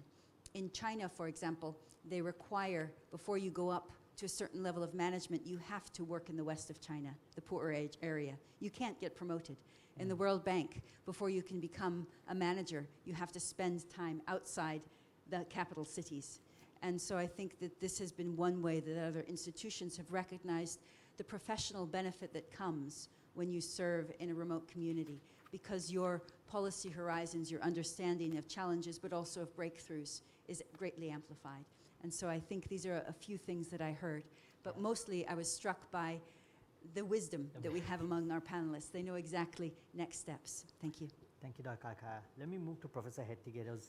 Again, I think there is a lot to answer, but I will come back again to you as well. But in this couple of minutes, Professor, perhaps you can reflect on these collective capabilities, because I think we often hear saying Sri Lankans are resilient. You know, that's probably one aspect is because of these collective capabilities that we see, collective resilience that come through the networks. And also I think the issue of, you've been speaking a lot of policy incoherence, the need to coordinate, right? So perhaps some reflections and thoughts from your end, Professor. I think we need to really, I mean, based on the comments that were made, particularly by our first panelist, certainly we have to go beyond the analysis to really look at the background against which the possibilities for action exist. I mean, certainly the present institutional landscape, as you find in the country, needs to be, drastically reformed if you are to really take on board this whole idea of multidimensional vulnerability. We are not here talking about, poverty. We are not talking about, deprivation arising out of poverty. So it's not a residual issue that we are talking about here. And we are talking about an issue that is very much rooted in the wider context where the people find themselves in terms of employment, in terms of where they are located, in terms of access to various resources that they need, and so on and so forth, and also the access to opportunities for employment, and so on and so forth. So I think the whole institutional landscape has to be revisited in order to really take on board this new perspective. You see, so here we are not just talking about one thing, we are talking about a range of factors that contribute to vulnerability. Now, for instance, education is very, very significant here, because many people in Sri Lanka think that education is the way forward for their children. And that's why they, do everything that they could, to really help their children to achieve educational, advancement. But then on the other hand, as we all know, educational landscape is so unequal, and that you don't have equal opportunities, and therefore you have many people not being able to make headway. So I think that's one. And then of course, the employment. I mean, the point is that you have to look at, the structure of the economy, as you rightly said. I mean, the structure of the economy does not really lead to the kind of employment that is required to address even poverty, let alone, other issues. For instance, as you know better than me, I mean, the structure of the economy in this country. Certainly, we have to have a balance between the sectors. Like I don't think that there is a balance at the moment if you take, the different sectors of the economy. So naturally, we need to really look at how the economy can be restructured to really produce the kind of outcomes that would really elevate the vulnerable people, particularly the most marginalized people, to a higher level of employment, and also, of course, access to various other resources that they require. And then finally, the governance framework, I think, is very, very important, because I don't think that we have a kind of governance, situation in the country where, we can come up with a conducive policy environment that is required to address not just the vulnerabilities that we have identified here, but also the whole issue of structural change in the economy. So I think we need to really broaden the scope, but I think we have to recognize the fact that here this whole analysis has been based on the citizen survey data, where the picture has been really painted here from a broader holistic perspective, without really trying to identify poverty and deprivation in isolation of the wider context. So I think what is probably implicit here is that you have to take the next step forward to really broaden the scope of policy making, and also to figure out how the institutions can be reformed in order to not only take this particular initiative forward in terms of data collection and analysis, but also making best use of the analysis that is already coming out of it. And this is really something that should go on. It is not something that you do now and just assume that everything will be okay in the future. So the point is that this new way of collecting data and analyzing data, and I think is very important, so that you really figure out how to bring an intersectoral perspective rather than. I'm going to come back to you again on that. Let me now just open the floor and go to a few of the discussants. We have Mr. R.H. W. Kumarasiri over there, who is the Director General of the National Planning Department, former Additional Secretary of the Ministry of National Policies and Economic Affairs, with over 30 years of experience in the field of development planning. Mr. Kumarasiri, we heard from the panelists here on expanding policy horizons, using this report in detail and going more. Can I request you to share thoughts on incorporating vulnerability assessments and data-driven exercises into evidence-based national planning and policies? Thank you very much for inviting me for the discussion. And I am not going to, because with limited time, I will only focus very few. And of course, the Honorable Minister of Education just highlighted there are a lot of reforms going on at the moment. And of course, national planning is engaged with this reform exercise. And your vulnerability indicators, very few highlighted on the education sector. And it will link definitely now the 40,000 children not going to the school during their school age before even O-level dropouts, 40,000. Just after O-level, they also drop out, not pass the O-level, another 80,000, around 120,000. Maybe 1/3 of children, they are not going to the school after O-level or drop out in between. And now these policy measures we are going to take, even they are in the after grade 5, even in the school, we are trying to accommodate within the school, not maybe merely for the education, but rather maybe skill-oriented education within the school. And after A-level, we are trying to streamline the skill sector development where we are lacking at the moment. And therefore, we have to reform the education sector as well as skill sector to meet this requirement. This is one of the areas. Then you are highlighted in your vulnerability index. This is education, and also that's what the vulnerability was very high in your report, 55, because of the O-level not passed, even age 18 to 65, and they have not passed the O-level, and also no schooling, and even after age 16 to 18, also no job opportunity. Yeah. Therefore, given all the negative aspect, at reflecting your vulnerability index is where it's high.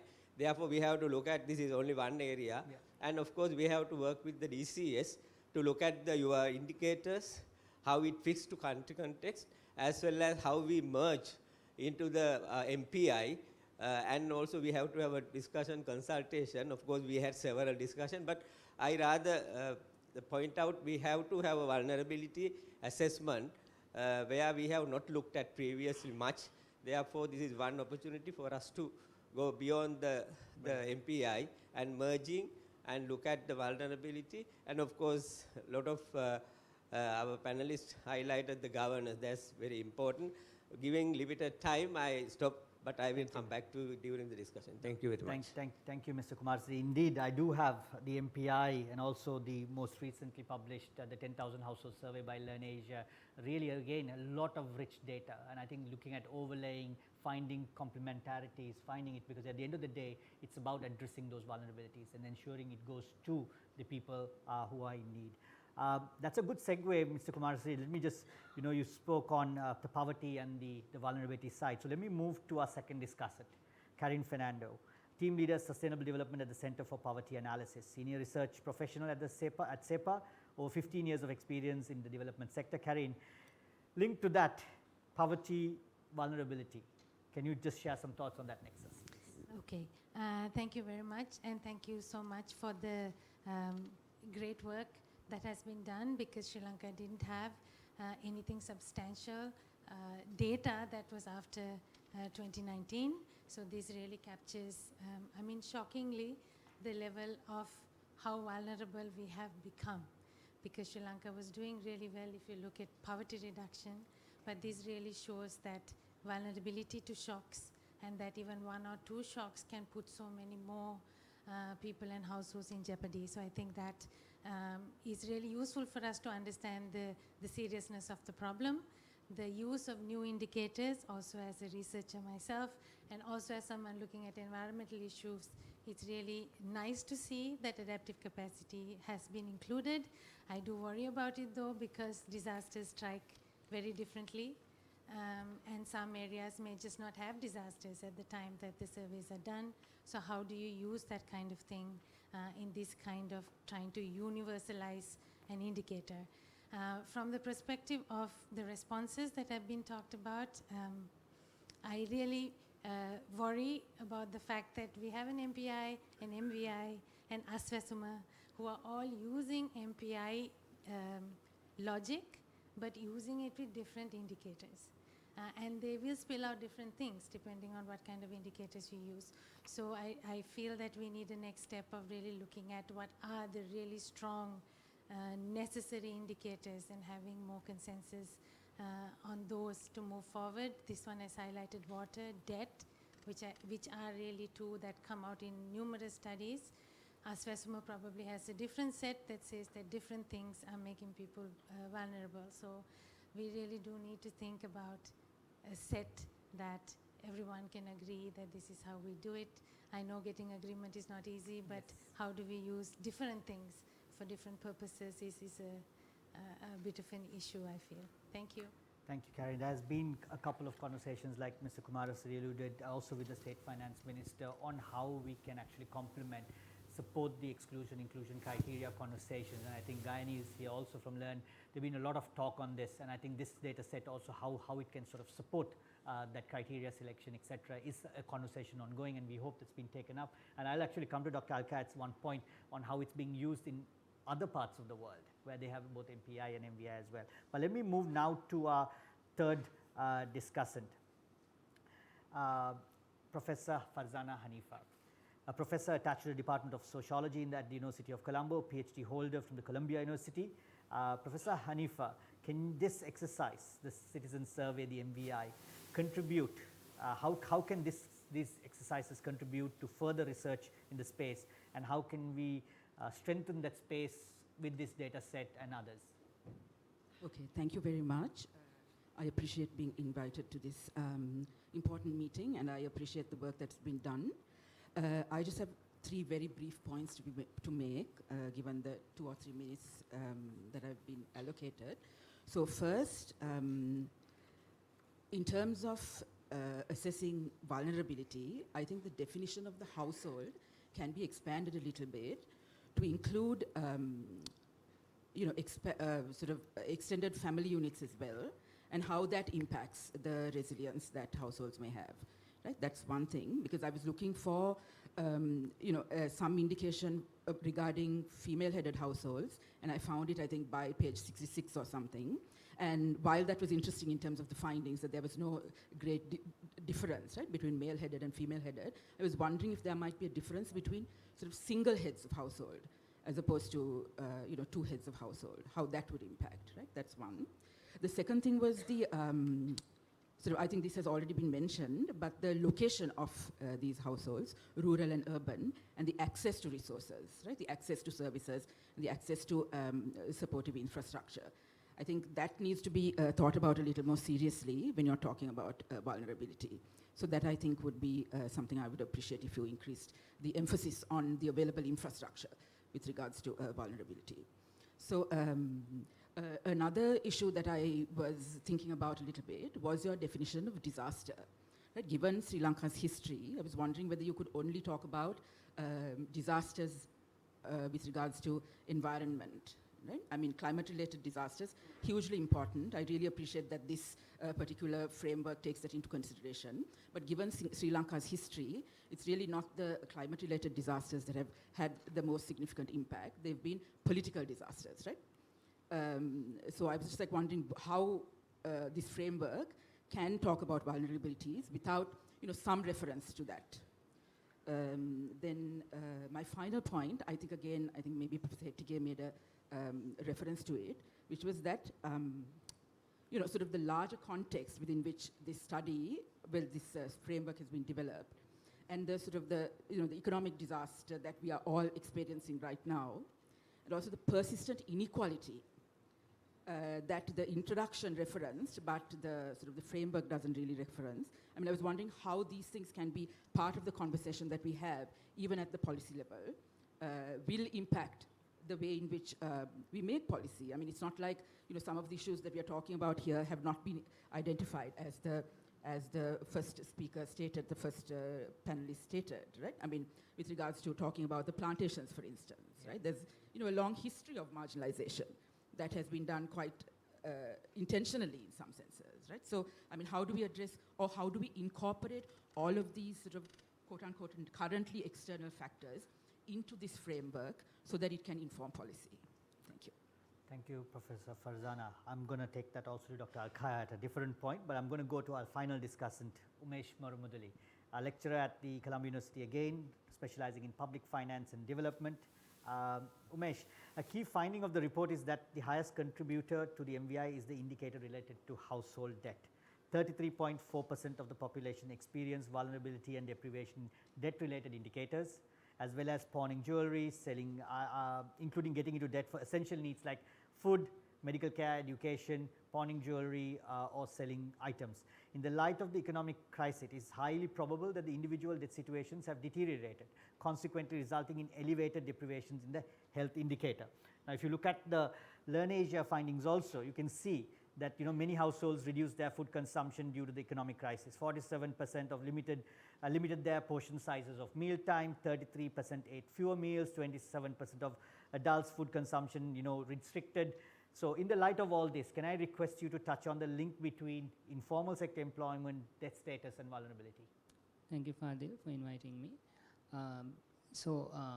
When we talk about the informal sector employment, which is actually approximately 60% of Sri Lanka's labor market, the problem with this is when a crisis hits, they are the most vulnerable to lose their jobs, in the case that we experienced in the last year or so.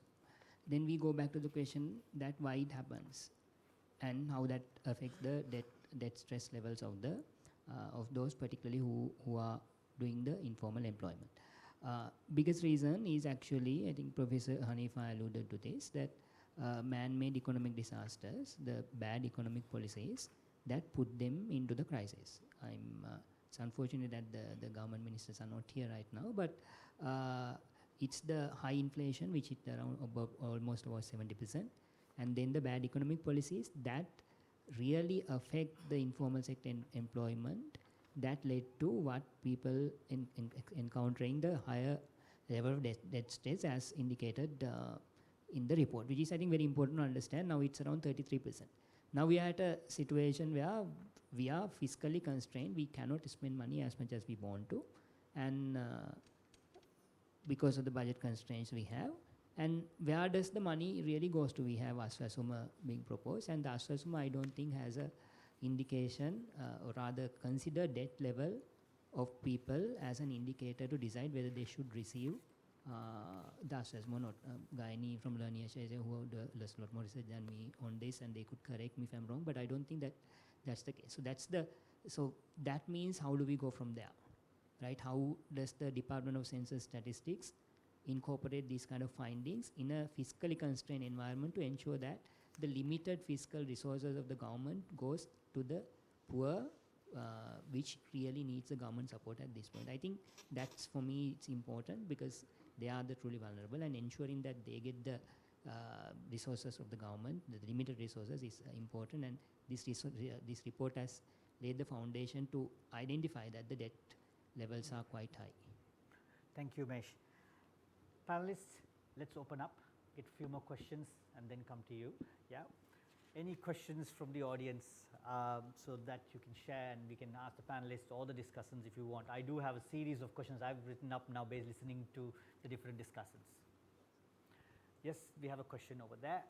If you can introduce yourself and yes, please. Thank you. Thank you, Adil. My name is Rasanjali Patrage, President of Disability Organization Joint Front.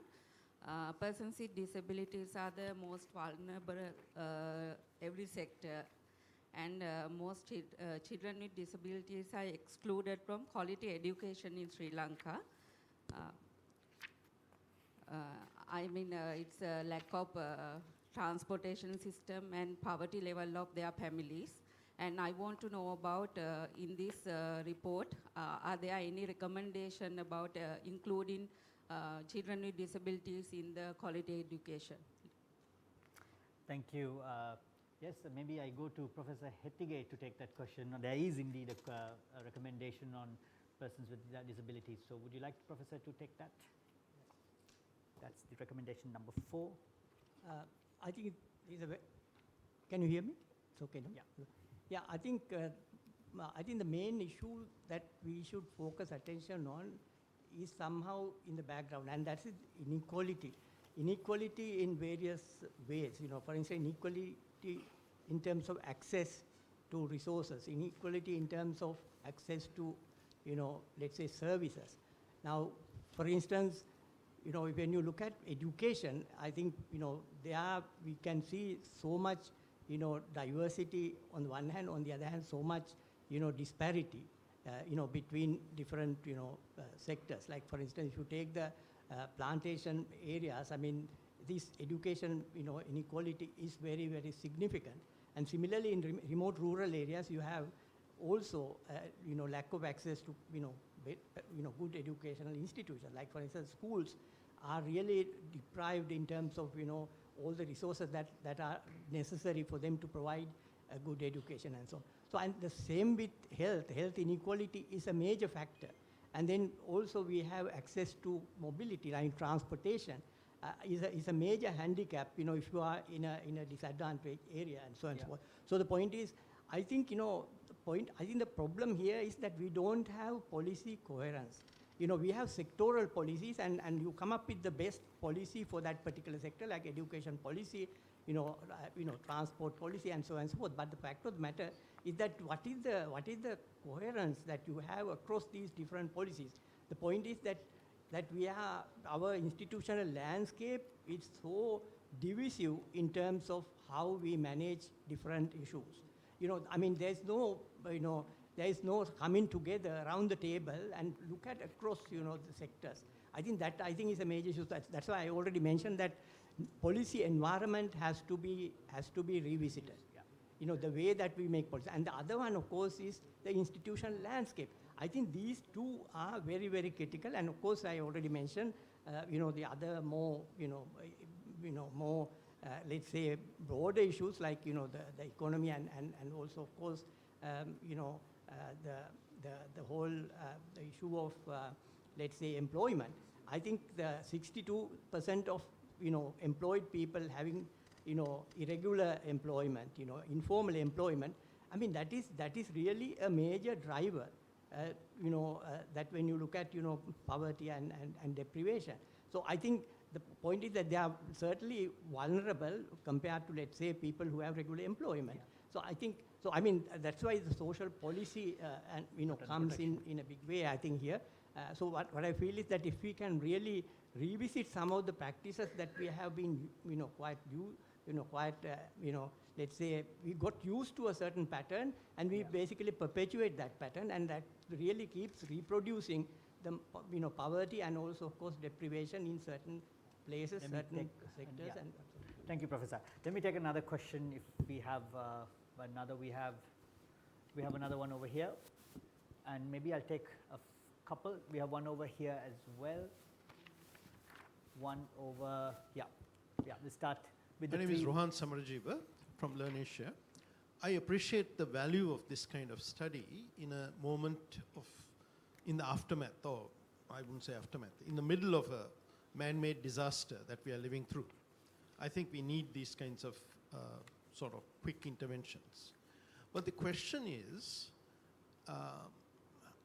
for these things to be really useful, you need to have some regularity of their conduct. We had a situation where we had settled on a 3-year cycle for the household income and expenditure survey.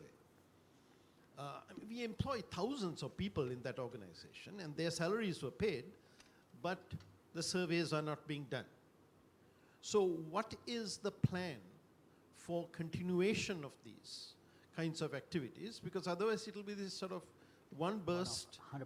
and you don't have time series, you don't see how things are improving, how things are not improving, and so on. Yes, thank you, Professor Samarjiva. Let me take a few questions, and then, yes, one over there, please. Thank you, Kaushala. And there's one over here as well, yeah? One here and one over there, that lady over there, yeah. Thank you. I'm Chandrika Vijayaratna, both in health and education. Excellent approach, but there are a couple of issues that are very specific to Sri Lanka. We have an aging population, and the fact that you all found the disabilities that were mentioned already, being either you're born with a disability or you acquire a disability, particularly from non-communicable diseases, whether that was factored in adequately as versus, issues about having a washing machine or a laptop is something that is a bit paradoxical for me. Okay, thank you, Ms. Chandrika. Can I have, would you like to take that as well? One, Kaushal over here, I think this gentleman over here, then we'll come to Patrick, yeah. I think this gentleman had his hand first, if I'm not mistaken, sorry.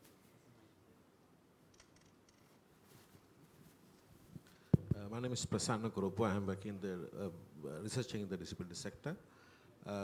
My question is, Professor Samarji also mentioned about regulation.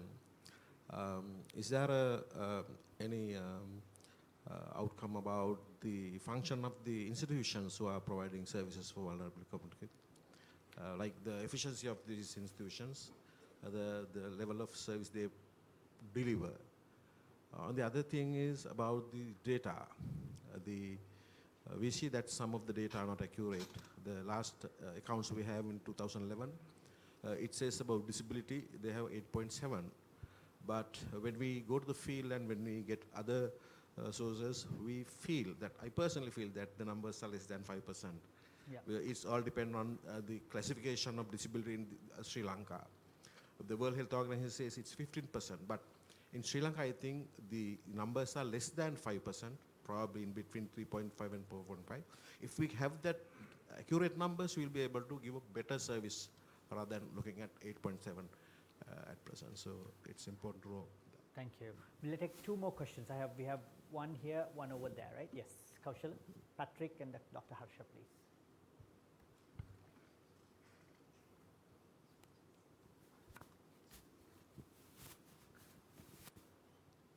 Thank you. Thank you. Patrick Van Bruyan from the Development Partners Secretariat. Thank you for an excellent presentation and really looking forward to the report. My question is linked to the question of the gentleman from Learn Asia. There are a number of foreign aid representatives who are actually participating here today. So government, like foreign aid organization, have to identify area where they can support, where they can prioritize, etc. Often information available is unfortunately 1, 2, or 3 years old, so it's very difficult. So my question is about the next step. How would UNDP, or the coalition, I should say, that is involved in the report, how would you see the next step, the possibility to support, to empower government, to help foreign aid actors, development partners, to be able to rely on better information for the design of their program? Thank you very much. Thank you. Okay. Dr. Harsha? Yeah, thank you. I agree with Umesh, and also if you look at the weights, you see the debt status and the adaptive capacity to disaster really are the two major weights, and both are man-made. So it's governance. So there's no point in saying we are going to seriously look at these recommendations, because you have to question.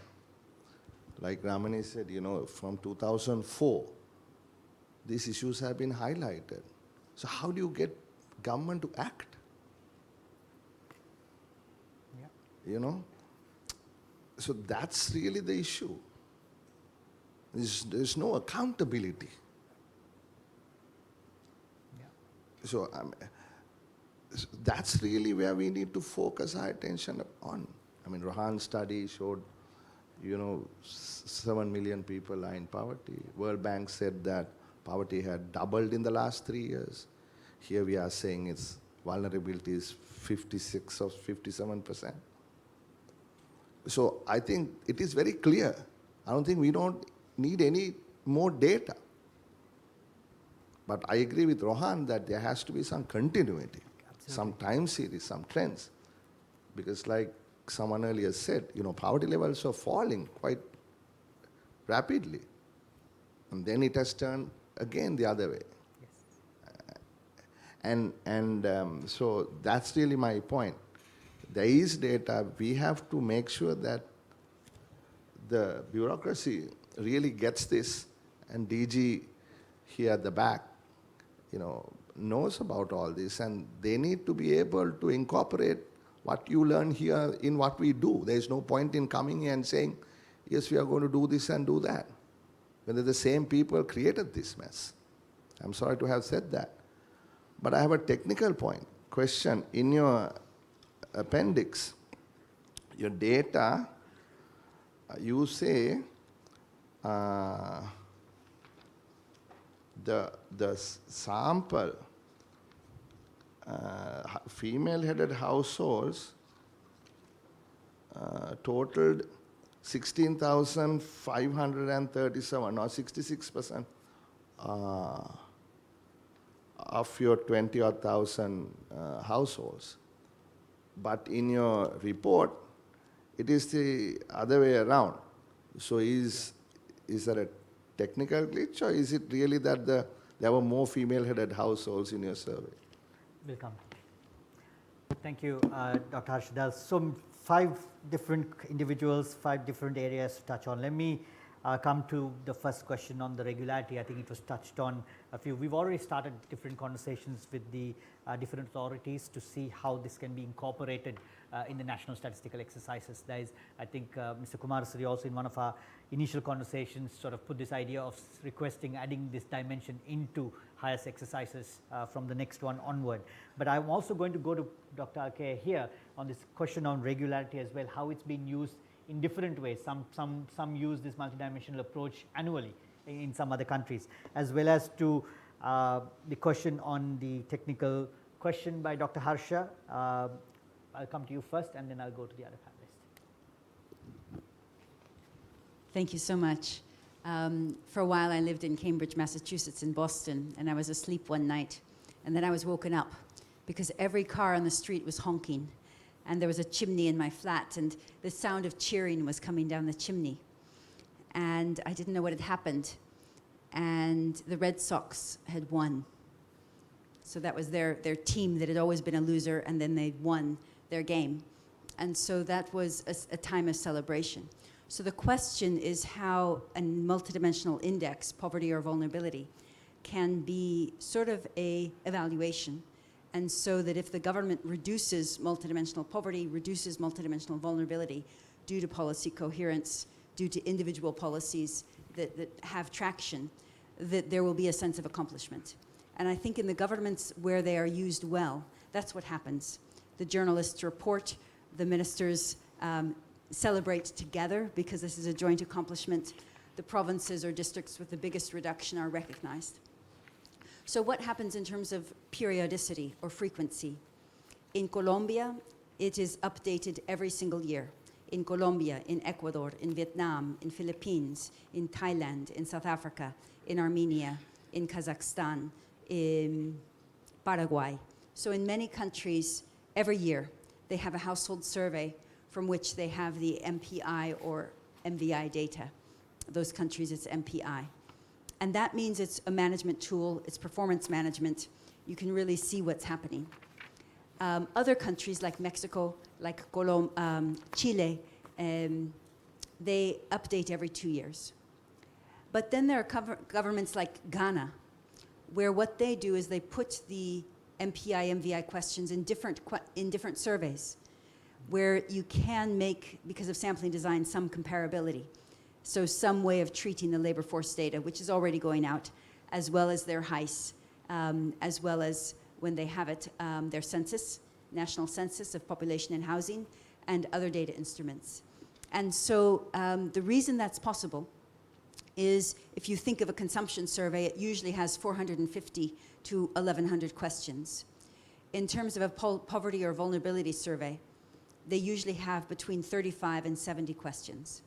So it's a smaller number of questions, and it's feasible. So I guess the question for DCS and others, and I must say, I'm a big admirer of DCS, fantastic people, fantastic capacity, and so salutations for all of their work, is where will it be feasible given fiscal constraints, and where can government guarantee the funds required to have regular updates of these measures at the national but also at the disaggregated level, and when there is a population and housing census down to the very local level. I think that would be a step forward.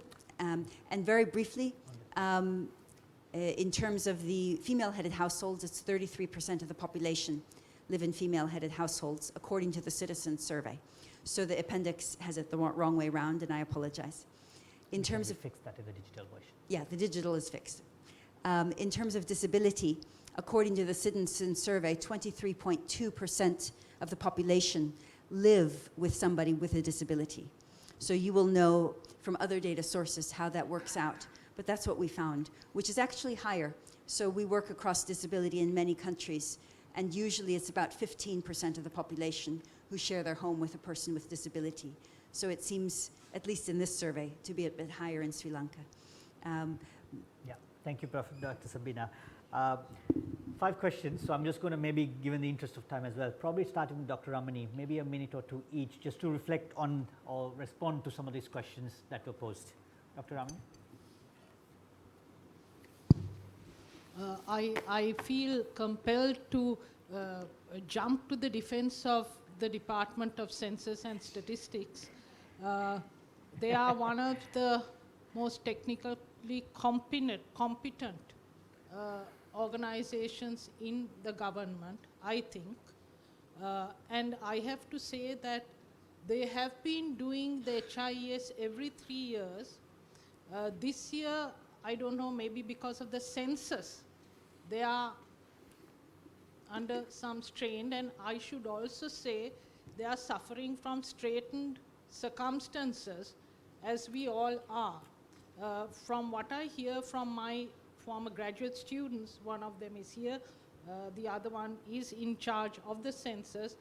The budget for the population census was passed in 2019, and inflation has eaten into the allowances that are paid to enumerators, and they are really stuck. Now these are the realities of man-made disasters on the institutional structure.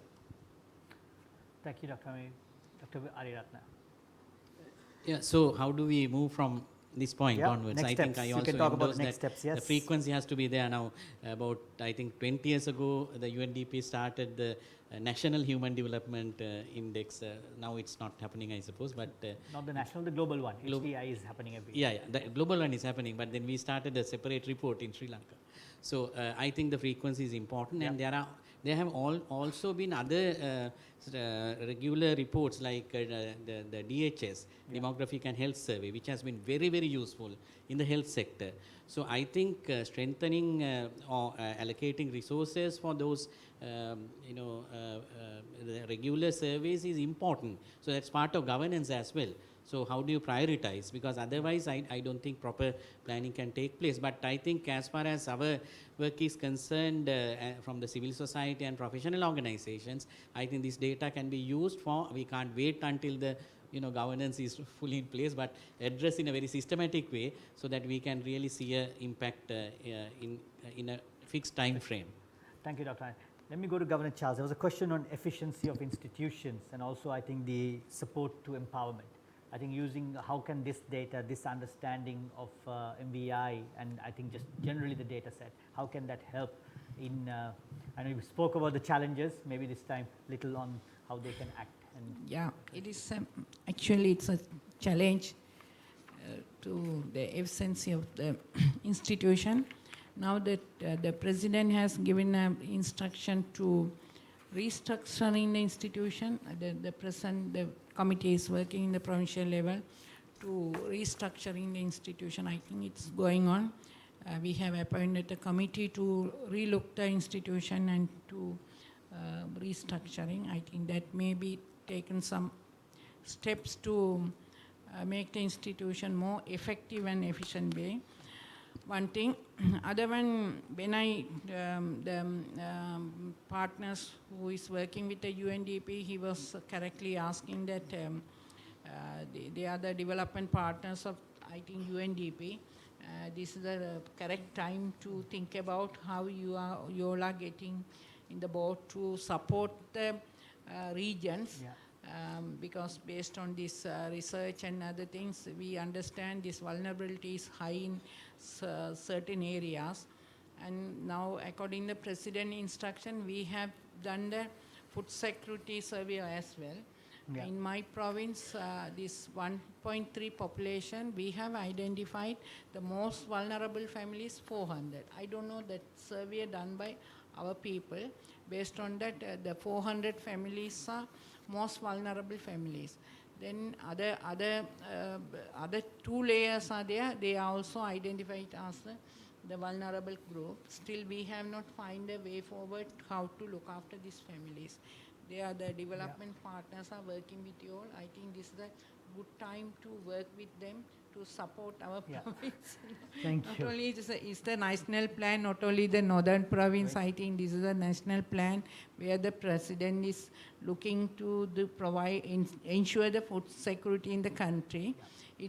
It's the multi-dimensional survey also looking that mostly in that food security where other indicators are highlighting that food security is important. I think I think all the province has done the survey and you can identify and see how you are going to support. And in addition to others, mainly talking about the disaster response and disaster resilience, it's a very important sector. Presently, the president also so concerned about climate change. We also want to have this not only the action plan, we want to have a policy formulation by regions, because Sri Lanka has a different climate options in different regions because we want to have a regionalized policy formulation in the country which can be support to the farmers and other residents to respond in the climate change. This can be help us. I think this is an open forum. I can suggest you can work with your development partners to support us. I think this is I'm going to come back to you again. I'm very conscious of the time and also to sort of conclude with the others. And if there are any further questions, I probably take 2 questions and then I come to you for final remarks to the panelists and then we'll just go to the conclusion. Any questions? If not, I'll straight away go into final remarks. Okay. Oh, Karin, you have one. So we'll take Karin's question. I would like to hear your feedback also. We are now talking so much about targeting and how everything is so different in different places. So would it not make sense for Sri Lanka to move towards something that is more universal rather than trying to pick different places? I understand we're constrained for resources, but we also seem to be constrained in efficiency. So how would something like universal social welfare, and especially because we've done so well with health and education, wouldn't that be also a path to consider? Thank you, Karin. So we'll leave it there, take that. I know you can see the timer running as well. So perhaps 30 seconds to 1 minute, your final thoughts from the panelists. I will go this time from probably come to the quarters at the very end to close. Governor Charles, Dr. Vinya, Dr. Ramani, and then the quarters. So any final comments responding to that as well? Should we go to universal? Can we do that approach? And then any final comments or messaging? If not, you can pass on the microphone because it's not Governor Charles. Dr. Vinya. I think Karin's point about having a social protection system which is universal or life cycle based, I think that's a priority. I think this data will also help in that discourse. Thank you. Thank you. Dr. Ramani. Let me jump in there because my comment is also based on Karin's. I think, we threw the baby out with the bath water. When the Janasavya program was first implemented in the late 80s, they had community screening methods which made the selection also more acceptable by the communities. So I think what we need is a combination of a sort of a regression based and that in welfare indicate kind of approach validated through community screening. Thank you. Dr. Charles, would you like to come in for 30 seconds? If not, 30 seconds to 1 minute. If not, Professor Hettige, over to you. Well, I would like to emphasize the whole issue of policy coherence because I don't see much, policy coherence even if you look at the obvious ones. Now, say for instance, economic policy has to be, somehow connected to social policies, without any kind of argument because, unless you really, reconcile the economic policies with, the desirable social policies to address, some of these issues that we are talking about, unless you address, some of these vulnerabilities, you will not be able to really address the fundamental issue of, poverty, elimination or reduction or whatever. And the other thing is now, I'll just give you now, sustainability has become so important. Now, there was a time when we discussed about health in all policies. Health cannot be looked at, only from a health perspective. You have to look at it also in relation to that. So, for instance, all the other policies can make, health situation better or worse. I'll, give you an example now. For instance, transport policy has direct implications for health.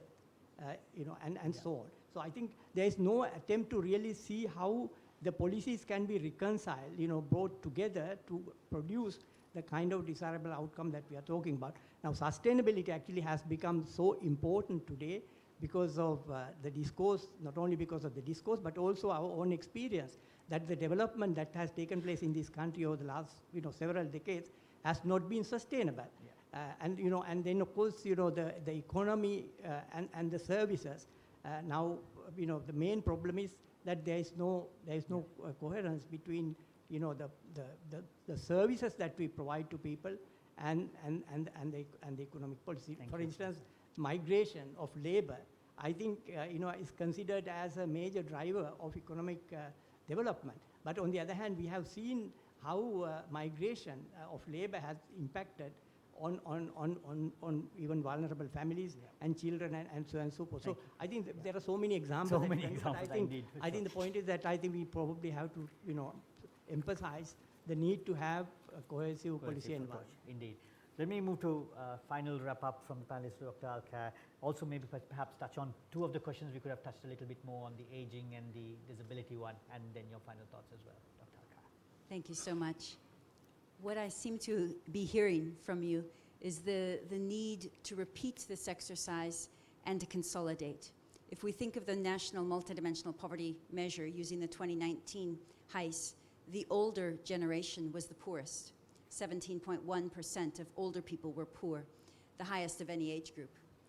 And alongside that was an individual level child MPI that UNICEF with DCS did, which has generated international interest, with Dilhani from DCS presenting it in a South-South network of 62 countries.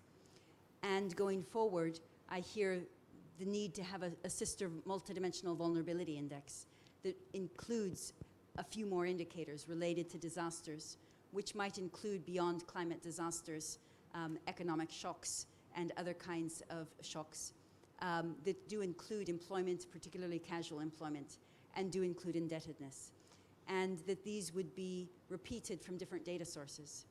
But the most important is that if this happens and if the measurement goes forward, the hope is that this kind of interest, and each of you within your professional and personal capacities, would be motivated to use this information in creative ways, in imaginative ways, to share it with other people. And so that this becomes a set of measures that when they go down, the country rejoices. The politicians know they've been successful, and different regions that have had the most success in reducing poverty and vulnerability are recognized. And I think that would create this virtual cycle. As a student, I studied Sri Lanka, and I look forward to studying how this goes forward. Thank you, Dr. Alkar. Let us leave this discussion today, colleagues, with renewed commitment to work together across sectors and boundaries to reduce multidimensional vulnerabilities in Sri Lanka.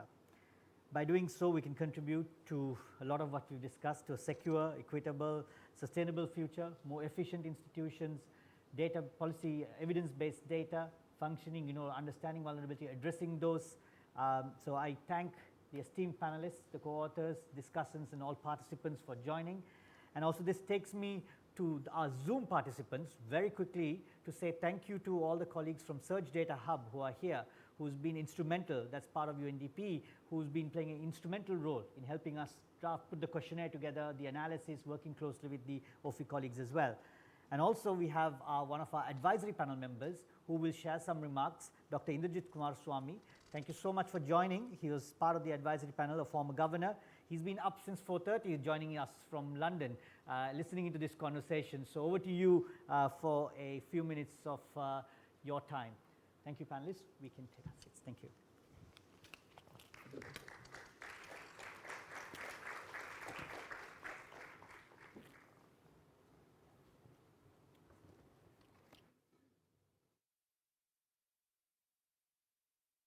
Thank you, Fadel. Can you hear me? Hello, can you hear me? Yes, we can hear you, Dr. Kumaraswamy. We can hear you. Okay, fine. Please.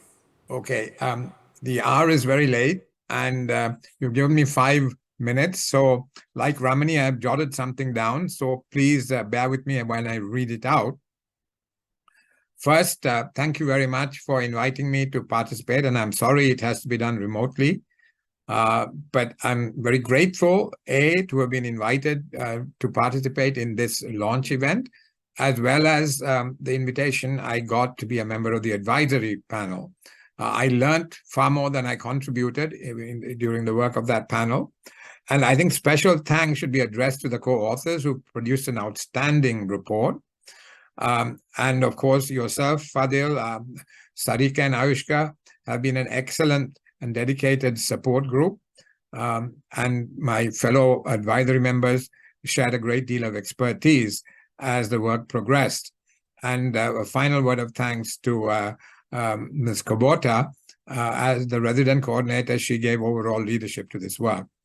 Now, the report is timely and valuable. I'm going to take a little bit of time to explain why I think it is timely and valuable. It is timely because, as you all know, the poverty rate in Sri Lanka doubled in a year. And it has, I believe, gone up from about 6% in 2018, 2019 to about 25% now. So clearly that's a significant deterioration. And I expect the situation is probably deteriorating even now. Though the economy has stabilized, probably we haven't quite had the turnaround in terms of the poverty trends. It is also dispiriting that Sri Lanka is currently projected to meet only 20% of the SDGs by 2030. This is in a country which was a high achiever on the MDGs. Now, the report provides a number of insights which can reinvigorate Sri Lanka's progress towards meeting the SDGs. The report is also valuable as it draws on comprehensive subnational data on critical factors. And this should enable us to have a much more targeted approach to addressing the issue of multidimensional vulnerability. The report provides a granular data set which enables evidence-based policymaking in a number of sectors and different regions. It provides a sound basis for a much-needed multi-sectoral approach. Furthermore, at a time of severe fiscal consolidation, it becomes even more important to deploy scarce resources in a targeted manner to maximize impact and effectiveness. The report provides a favorable basis for evidence-based policymaking to achieve this.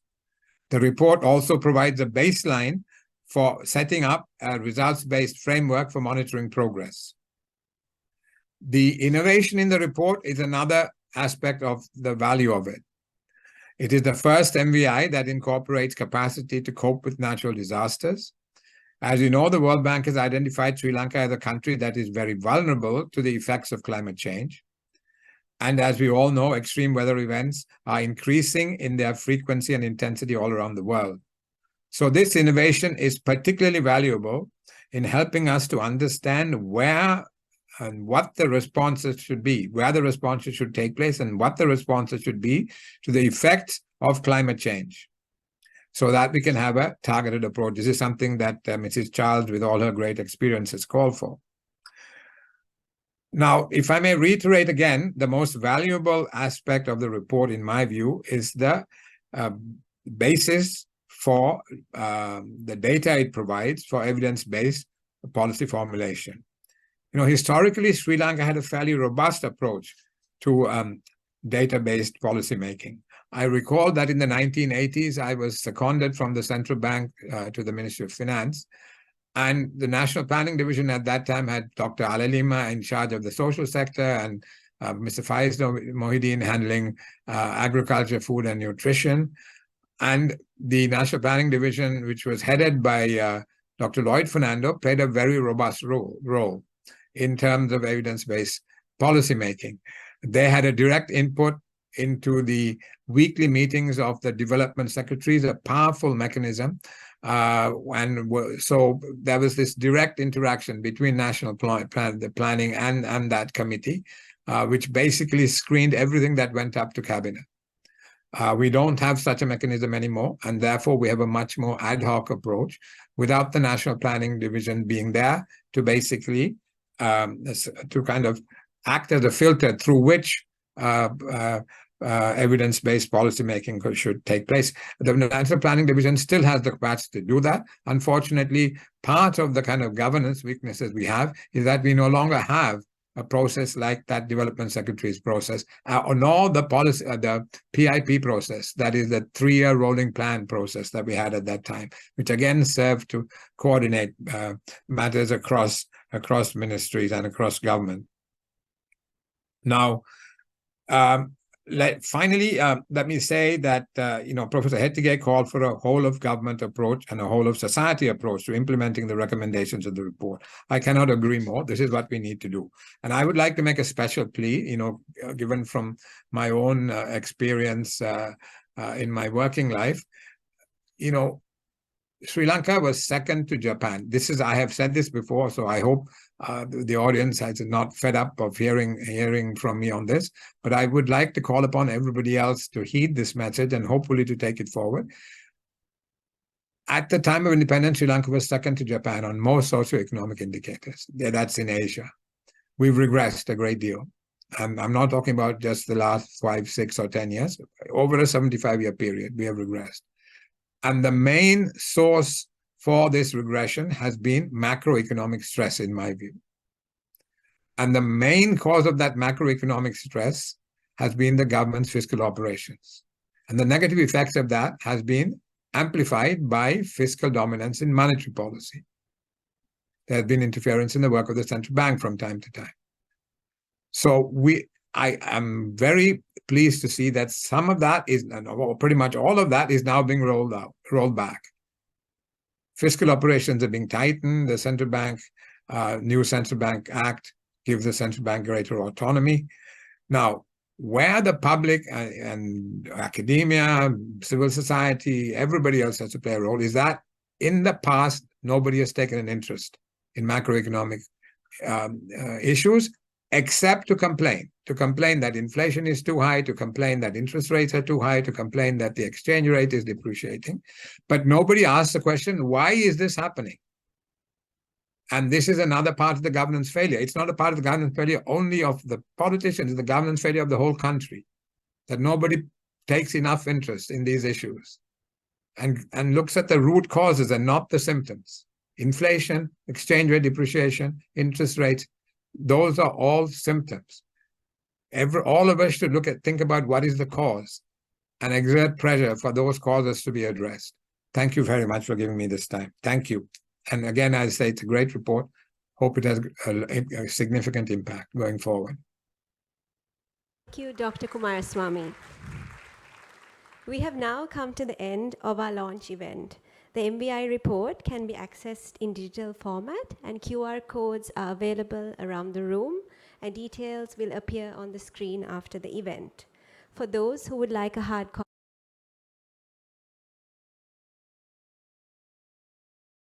an interactive dashboard has also been developed and populated based on the data gathered from the citizen survey and can be accessed by everyone. This was done in close collaboration with UNDP's Surge Data Hub that supported this initiative right from the development of the questionnaire design and all the way to the development of the dashboard. On behalf of UNDP Sri Lanka, I would like to thank all of you for being with us here today.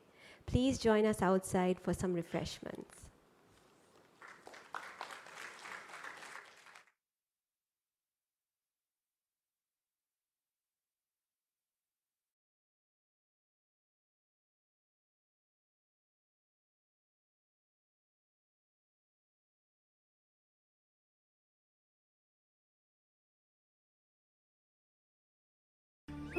For the last few years, the whole world has been in a state of uncertainty. Sri Lanka, being a small developing island nation, has had to bear the consequences of many internal and external shocks. Its socio-economic resilience has been tested repeatedly. First with the COVID-19 pandemic in 2020, then the socio-economic crisis of 2022. Together with the global shocks and their impacts on international supply chains and commodity prices. The polycrisis has made it clear that the right policies must be in place to ensure that no one is left behind. To make agile, adaptive and anticipatory decisions and set in place effective policies, data is key. However, accurate data on households and vulnerabilities created from the polycrisis was limited. The need for an evidence base to inform recovery-focused programming had never been more important. This realization led to the design and implementation of the National Citizen Survey 2022-2023. This citizen science-based exercise was designed to provide insights into the current socio-economic context of the country, the nature of vulnerabilities affecting households, and to provide a robust evidence base to better address these vulnerabilities. The survey has given special focus to areas such as employment status, debt status, household assets, access to basic necessities and social services, expenditure, coping strategies, social cohesion and governance.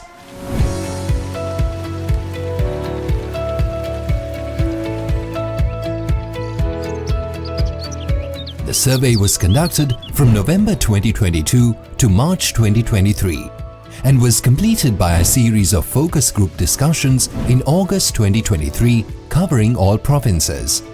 The United Nations Development Programme, UNDP in Sri Lanka, in collaboration with the Citra Innovation Lab, Surge Data Hub and Nielsen's IQ surveyed over 25,000 households across the nation.